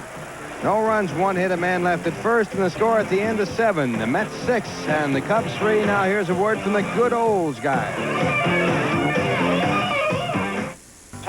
Some people like the taste of Coke, and some people like the taste of Pepsi, but some people go out of their way for the taste of RC. Well, we're going to the top of the 8th inning. The Mets leading by a score of 6-3 on a windy day here in Chicago. And for the Mets, it'll be Dwight Gooden to lead off. And on the mound, Dave Gumbert. He starts Gooden off with a slider. Swing and a miss, strike 1. Gooden 0 for 3 in the game. He's had only 4 hits this year in 41 at-bats. Back to the slider, and the count 1 ball, 1 strike. To be technical about it, we did say that Thad Bosley had a pinch hit, but he was in the ballgame. It was his first batting appearance, so it would not have been a pinch hit.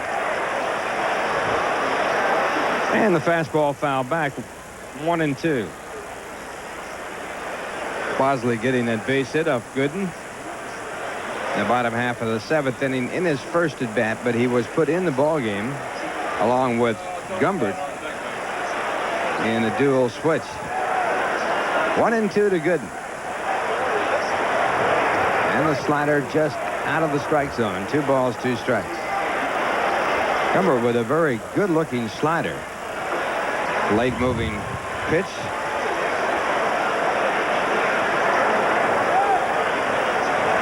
And he comes back with a fastball. It's hit in the air to right field. Moreland with the shades down makes the catch. 1 away. Well, while we have a minute, let's check out the rest of the scores around baseball for you. Montreal beat Pittsburgh 6-4. Atlanta over San Diego 3-1. Cincinnati beat San Francisco 4-3. In the 6th, Philadelphia leads St. Louis 4-2. In the 7th, Los Angeles leads Houston 1-0. In the American League, Toronto beat the Yankees 6-3. Detroit over Milwaukee 9-5. Boston beat Baltimore 8-3. Minnesota over Kansas City 9-4. Chicago, Oakland tied 1-1 in the 2nd. Set Cleveland at California later. And in the 1st, Texas leads Seattle 1-0.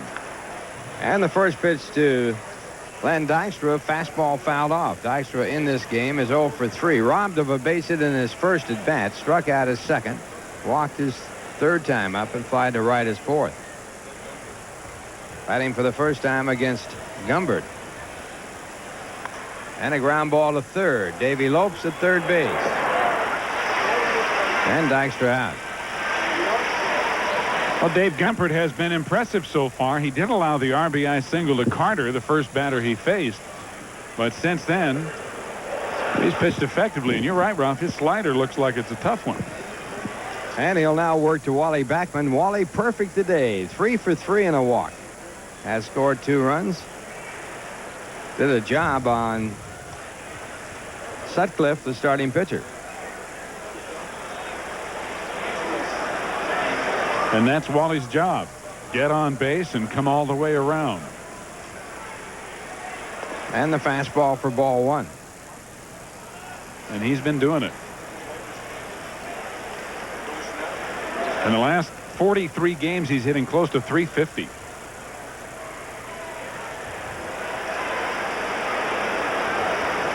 The 1-0 pitch, again a fastball. 2 balls, no strikes. Gumbert just brought up from Iowa, started his career with Detroit. And he has pitched up with the Cubs before. 2 balls, no strikes. And it's chopped up to the shortstop. Dunston quickly over to first base, and the Mets are retired in order. The score at the end of 7.5 innings. It's the Mets 6, the Cubs 3. Now here's a word from NK Muffler.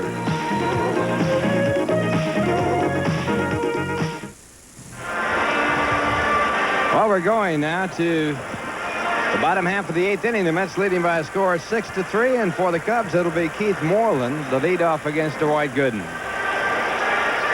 Gooden has given up 3 runs. They all came in the 4th when he got hit for 4 base hits. And as we go to the bottom half of the inning, coming in here now for the play-by-play, Steve Zabriskie. Thanks, Ralph. Moreland 1 for 3 with that RBI double and a run scored in the 4th inning. And 2 good defensive plays, throwing out a couple of runners at second base. Keith called out on strikes his last time up, which is rare for him because he is a good 2-strike hitter and rarely looks at a 3rd one. Breaking ball inside, ball 1. Gooden threw a fastball by him on the outside part of the plate, and you'd have to think he was looking curveball at that time. Dwight has struck out 5 and walked 3. And there's a fastball for strike 1, 1-1. Moreland doubled in the 4th inning, the drive in a run to put the Cubs up 2-1 at that point in the game.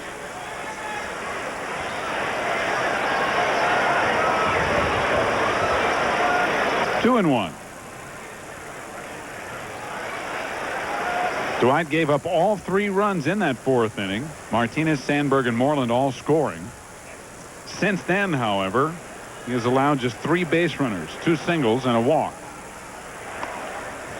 And it is now 3-1 to Moreland.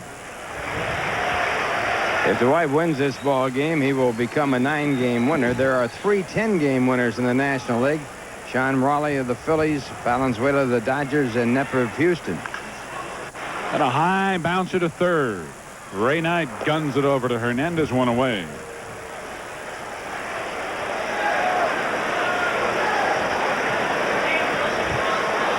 Dwight looking for complete game number 7 in addition to his 9th victory. And he'll be facing Leon Durham, who is 0 for 3.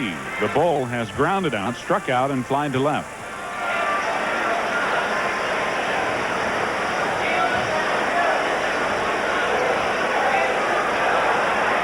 Strike 1.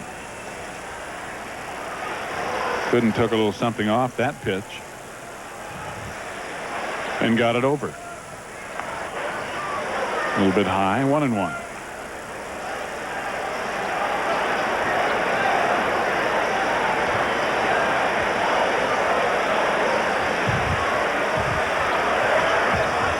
Out of play. 1 ball, 2 strikes.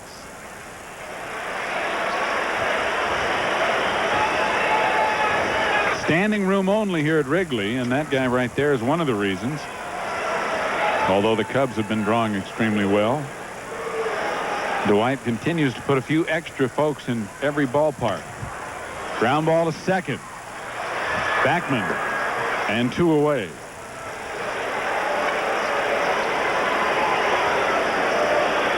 And it'll bring up the red-hot Jody Davis. Activity in the Chicago bullpen as Guy Hoffman, the left-hander, is warming up. Davis is 2 for 3, had an RBI single in the 4th inning and single to center again in the 6th.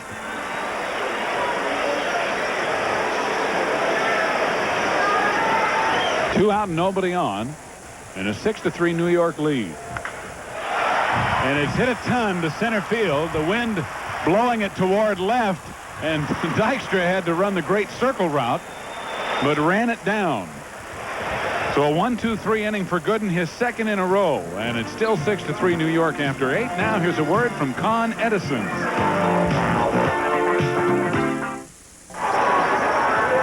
Well, it is standing room only, although that is not part of Wrigley Field. It's the L-train platform outside the right field grandstand, and those who have decided to leave early, I guess, are waiting for the train, because there's no view of the park from there. Dave Gumpert working his 3rd inning of relief as we go to the 9th inning with New York leading 6-3. Gumpert will be facing Keith Hernandez, Darryl Strawberry, and Gary Carter. Hernandez 1 for 4, has lined out, grounded out, fly deep to center, and singled to left field his last time up, and scored in the 7th when the Mets got 2 to increase their lead.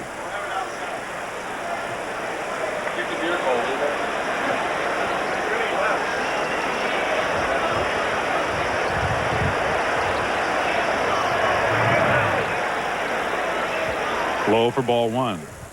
Well, that wind switching around, blowing in off Lake Michigan now, the temperature has dropped at least 10 degrees. I have played here, Steve, when the temperature has been in the hundreds, and with the wind switching to off the lake has gone down into the 60s, about a 40-degree temperature drop. That's why they say if you don't like the weather here, wait a minute. Inside, 2-1 to Hernandez. It can change in a hurry, but you know, that's really, I guess, the case for any city or area that is located with a close proximity to a large body of water. Right, Cleveland. No thanks. No. Not a place you would want to winter. That wind makes so much difference in the way the ball games are played here. Doug Sisk throwing for the Mets. 1979 in May, the Phillies beat the Cubs 23-22. The wind was not blowing in that day. 1975, Pittsburgh beat the Cubs 22-0. That's the biggest shutout differential in the history of the major leagues. Rennie Stennett of the Pirates was 7 for 7 in that game. That's right. Well, this park is small to begin with, and you add the fact that when the wind blows out, routine fly balls become deep home runs. It's no wonder it's a hitter's paradise. 1972, the Cubs led 25-6 after 4 innings and managed to pull it out with a 26-23 victory. That was over the Phillies. The Cubs and the Phillies have probably played more high-run ball games in this park than any other teams. Of course, the Cubs would have to play against somebody else. Davey Lopes picks it up at third and throws high, but in time to get Hernandez for the first out here in the 9th inning.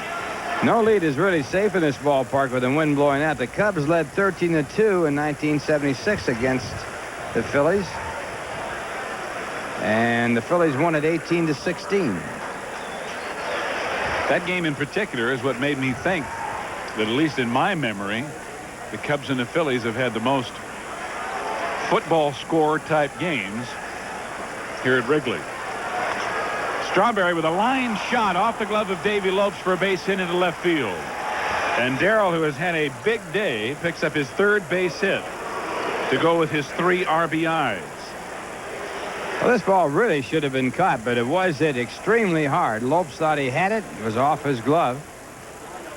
Davey, of course, started his career as an outfielder, then went to second base, and now playing outfield 3rd base for the Cubs.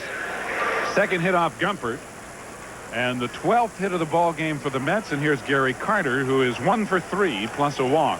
Carter drove in his 51st run of the year with a single to right in the 7th. That was off Gumpert when he came in the game. Strawberry running on the first pitch, and Davis's high throw will not be in time, and Darryl might have gotten spiked. Either that or he twisted his ankle sliding into second. But he looks to be in pain.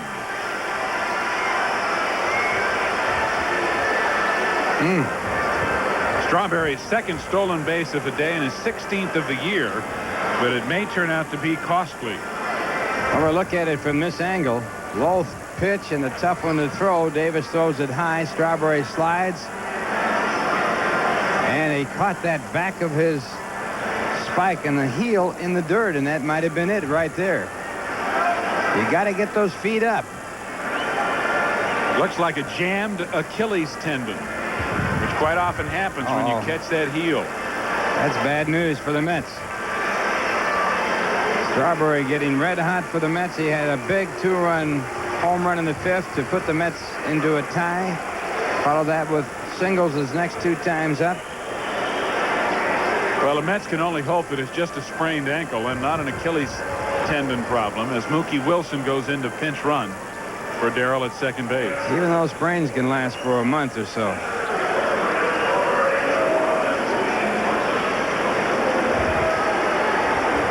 So Strawberry out of there will be attended to quickly. Wilson to pinch run at second with 1 man out, and the count 1 ball, no strikes to Gary Carter.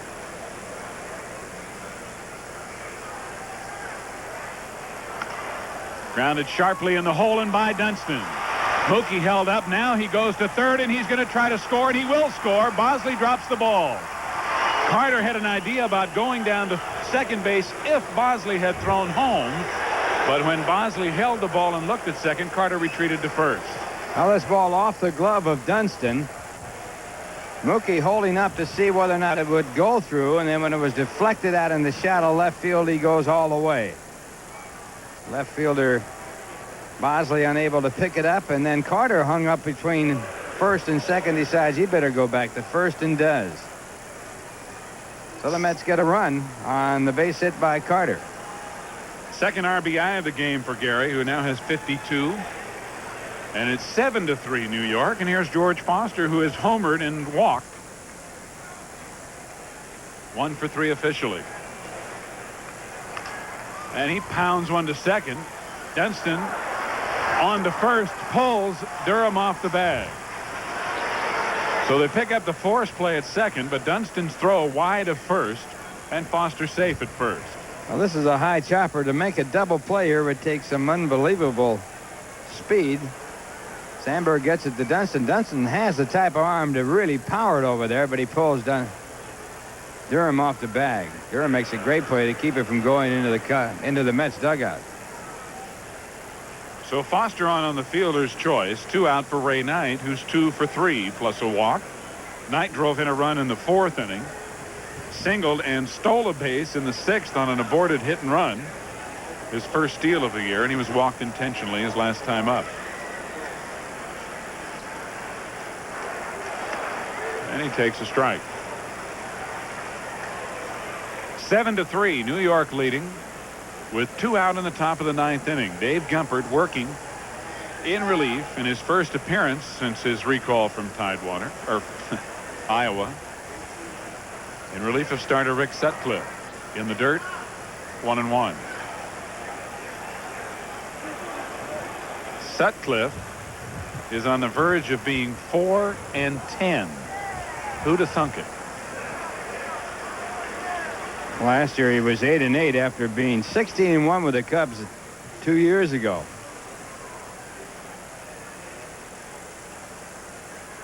And 2 years ago, the Mets couldn't find a way to beat him.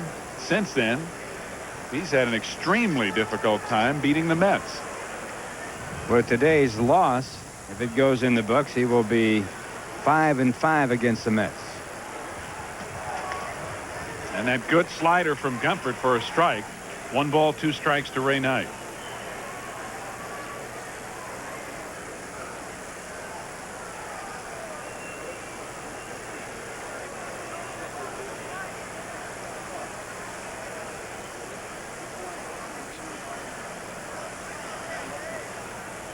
And Ray showing signs of breaking out of his mini slump.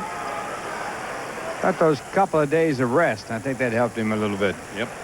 Thursday, Friday off, plus Davey resting him earlier. Strikes out here to end the inning, however. First strikeout for Dave Gumpert, but the Mets pick up a run on 2 hits, and we will go to the bottom of the 9th inning here at Wrigley Field with New York leading 7-3.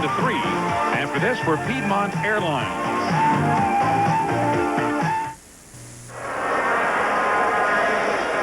Steve Zabriskie and Ralph Kiner back with you at Wrigley Field, where we have been for what seems like an eternity.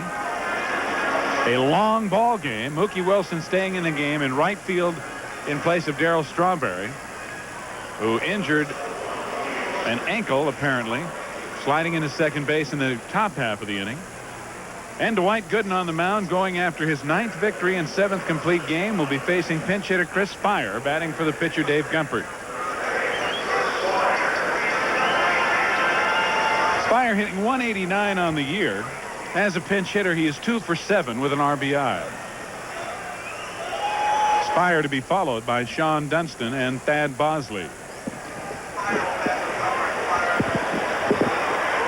And a breaking ball for strike 1. We have a medical report on Darryl Strawberry. It's been diagnosed as a slight sprain of the ankle, and they don't expect him to be out of the lineup too long. High, 1-1. Well, that is good news, because it certainly could have been worse. Of course, he did go off, although he went off gingerly, under his own power, and that was a good sign. Fastball outside, 2-1 to Spire.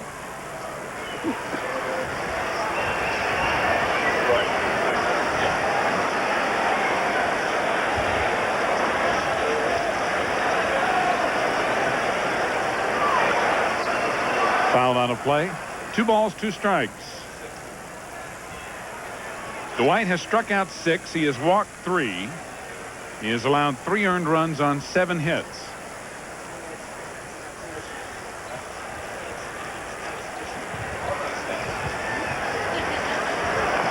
Breaking ball tapped in front of the mound. Carter throws late. Both Gooden and Carter were sort of caught in between, thinking that perhaps the English on the ball would kick it foul. Well, the ball chopped out on the right side. This is just about impossible to handle. If Gooden had fielded the ball, he's way out of position to throw. Carter in a better spot to make the throw, but Spire's safe on the infield hit. 8th hit for the Cubs. And here's Sean Dunston, who's hitless in 3 trips with 2 strikeouts.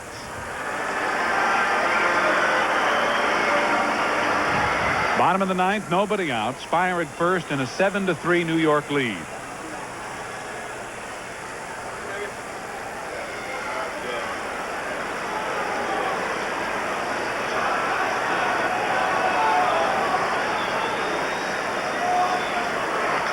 Fastball nubbed towards second. Backman goes to Santana, not in time at first base, as the ball was not hit sharply at all. So Dunston exchanges with Spire at first, with now 1 away.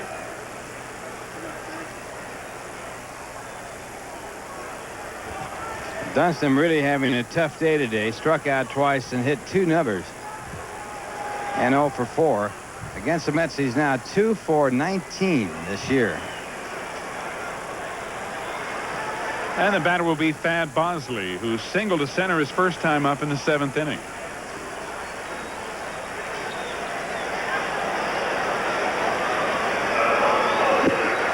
One thing that the Cubs do have and have used to great advantage, although they haven't won that many games, is their bench. Ralph, they've had good success from their extra men. And Bosley has been their key man. Hernandez won't hold the runner at first. In fact, Gooden should wind up right here.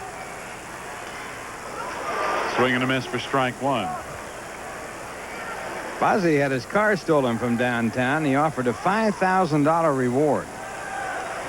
I don't know if he ever had to pay it out. Well, considering that even a compact car costs $10,000, that's a pretty economical deal. But I'm sure it wasn't a compact economy car. No, I don't think it was one of those little mileage savers. You know, those, I can't think of where they're made. I guess those, no, they're not the Yugoslavian. I guess they're the Korean car, the Hyundai or something. Some Cadillac dealer had a promotion going where if you bought a Cadillac, they'd give you one of those free. 40-some people bought Cadillacs, and all of them turned down the little car. The idea was you could keep it in the trunk, and if your car broke down, take it out and use it. But nobody accepted the deal. 1-2 to Bosley with Dunston at first and 1 out.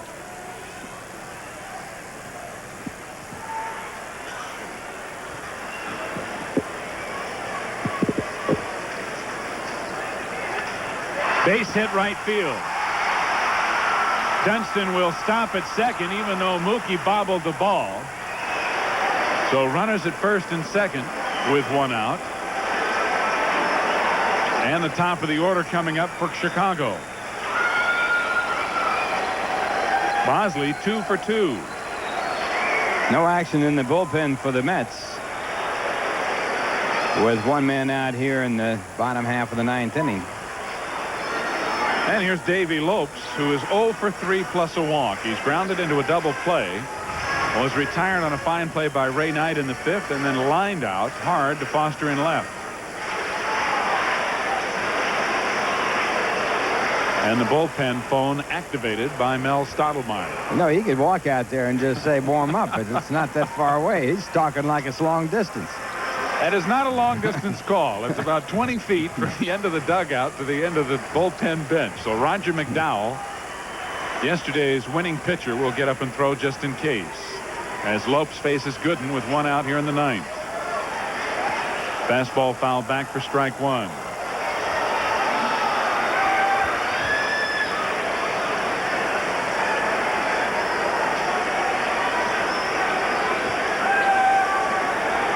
Dunston at second, Bosley at first. A 7-3 Mets advantage with 1 out in the bottom of the 9th inning. And a base hit to center field. Dunston will score. Dykstra up with the ball, throws it into second. And the Cubs have runners at first and third, and it's a 7-4 ball game.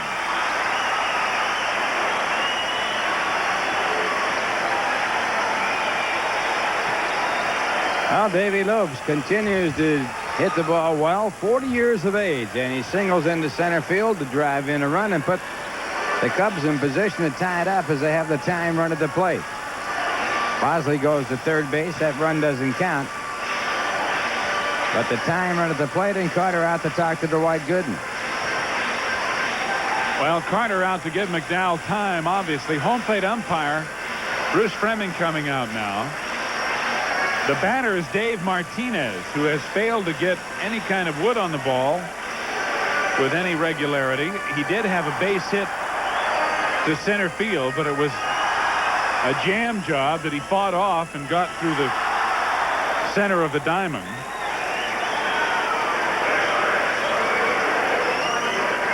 So we'll see what Davy Johnson decides to do, and apparently Davy's going to let Dwight pitch to Martinez. Martinez does not have a home run.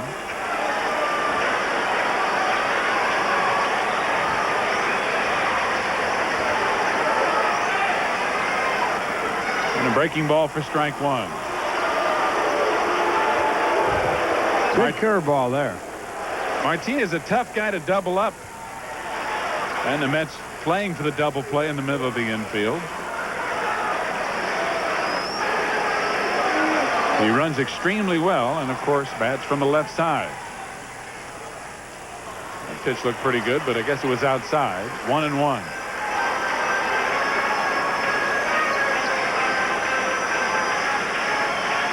First and third with one out. The one run is in.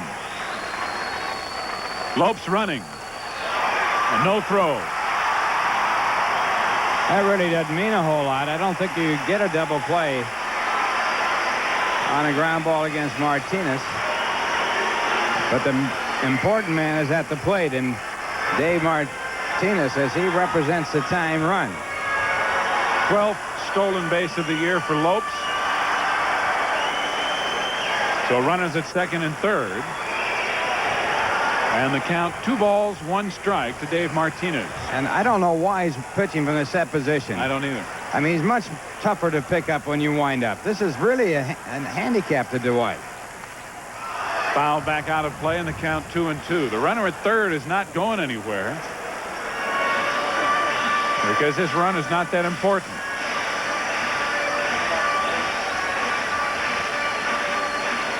The tying run is right there. Dave Martinez at home plate. 7-4. New York leading.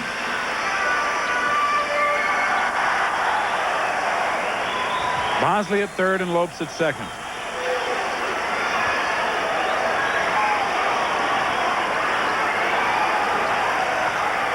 Fouled away again. Still 2-2. This is the important man right here. If you can dispose of him, you still have Ryne Sandberg coming up, and he is the best hitter on the Cubs.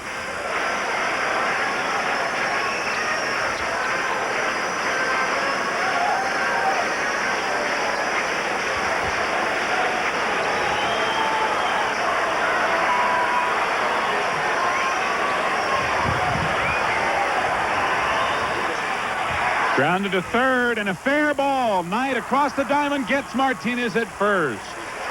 Good play by Ray Knight to get the swift Dave Martinez for out number 2 as the runners have to hold. And this is a good play. It's much more difficult than it appears, as he's got to worry about the bag and the runner. He catches the ball. It's ruled a fair ball, a very accurate throw to first base for the out. And now here comes Davy Johnson, and I believe he's going to bring in Roger McDowell. No, he isn't. Just wanted to make sure, apparently, and hear it from Dwight himself. Sandberg, who does have home run power, representing the tying run at the plate. Sandberg got a double off the wall in center field off Gooden back in the 4th inning. A well-hit ball.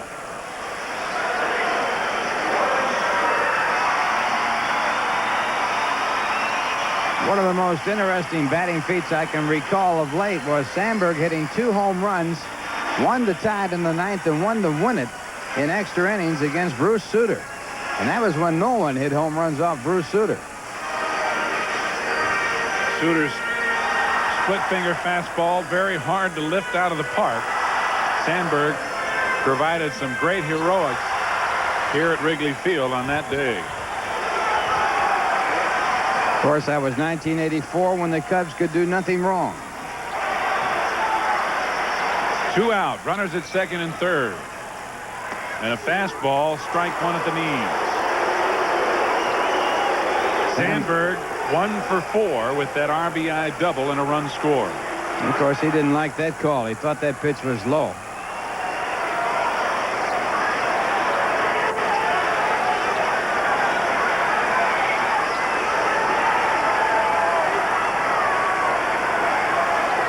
Carter giving a sequence of signs with Lopes down at second.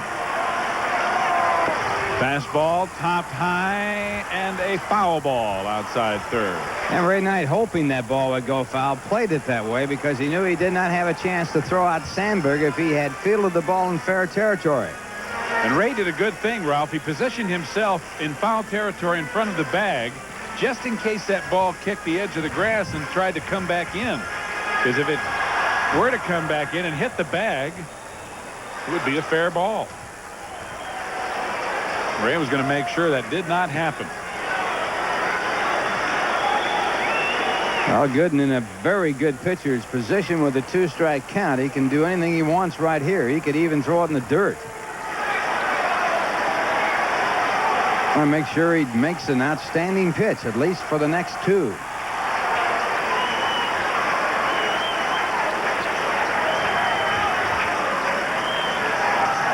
Came into his kitchen and jammed him. Santana across, and the game is over.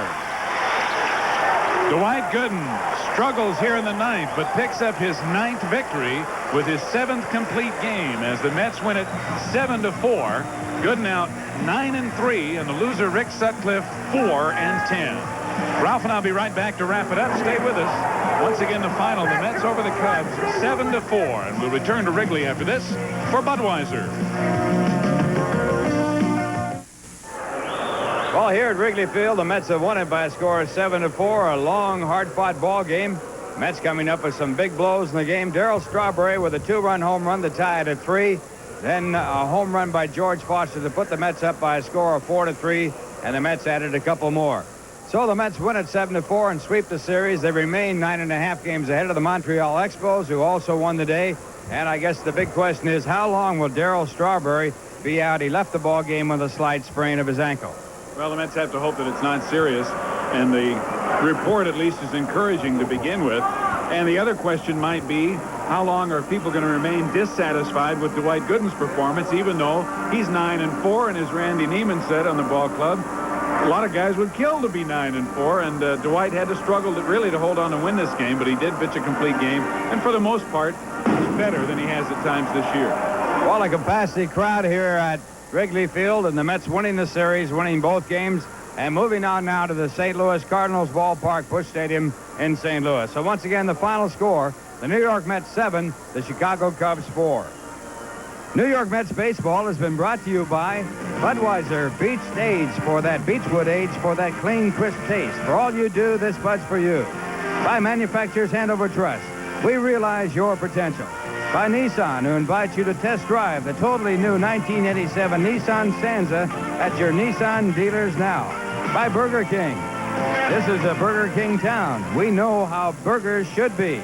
By the Good Olds Guys, your New York, New Jersey, Southern Connecticut Oldsmobile dealers. By Pure Letter Courier, the name to remember in Overnight Express. And by RC Cola. People go out of their way for the taste of RC. Be with us again on Tuesday night when the Mets take on the St. Louis Cardinals right here on WOR-TV. Commercial consideration was provided by the True Value Hardware Stores and Home Centers. Watch your favorite team anywhere you go with this Casio LCD pocket television with clear black and white reception. Compliments of True Value Stores and Home Centers. And by Wayne Scott. You never get a second shot at a first impression. Impress the first time with Wayne Scott shirts, knits, sweaters, and outerwear for young men. Available at stores everywhere. Wayne Scott. The executive producer of Mets Baseball 86 is Rick Miner. Produced by Bill Webb. Directed by Arnie Harris. Associate Director Lynn Baker. Mets Baseball 86 is a production of Channel 9 Sports. Production facilities are Rain Suvanda Communications.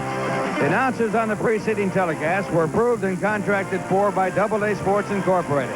Now this is Ralph Kiner for Steve Zabriskie and Tim McCarver saying so long from Wrigley Field in Chicago, Illinois.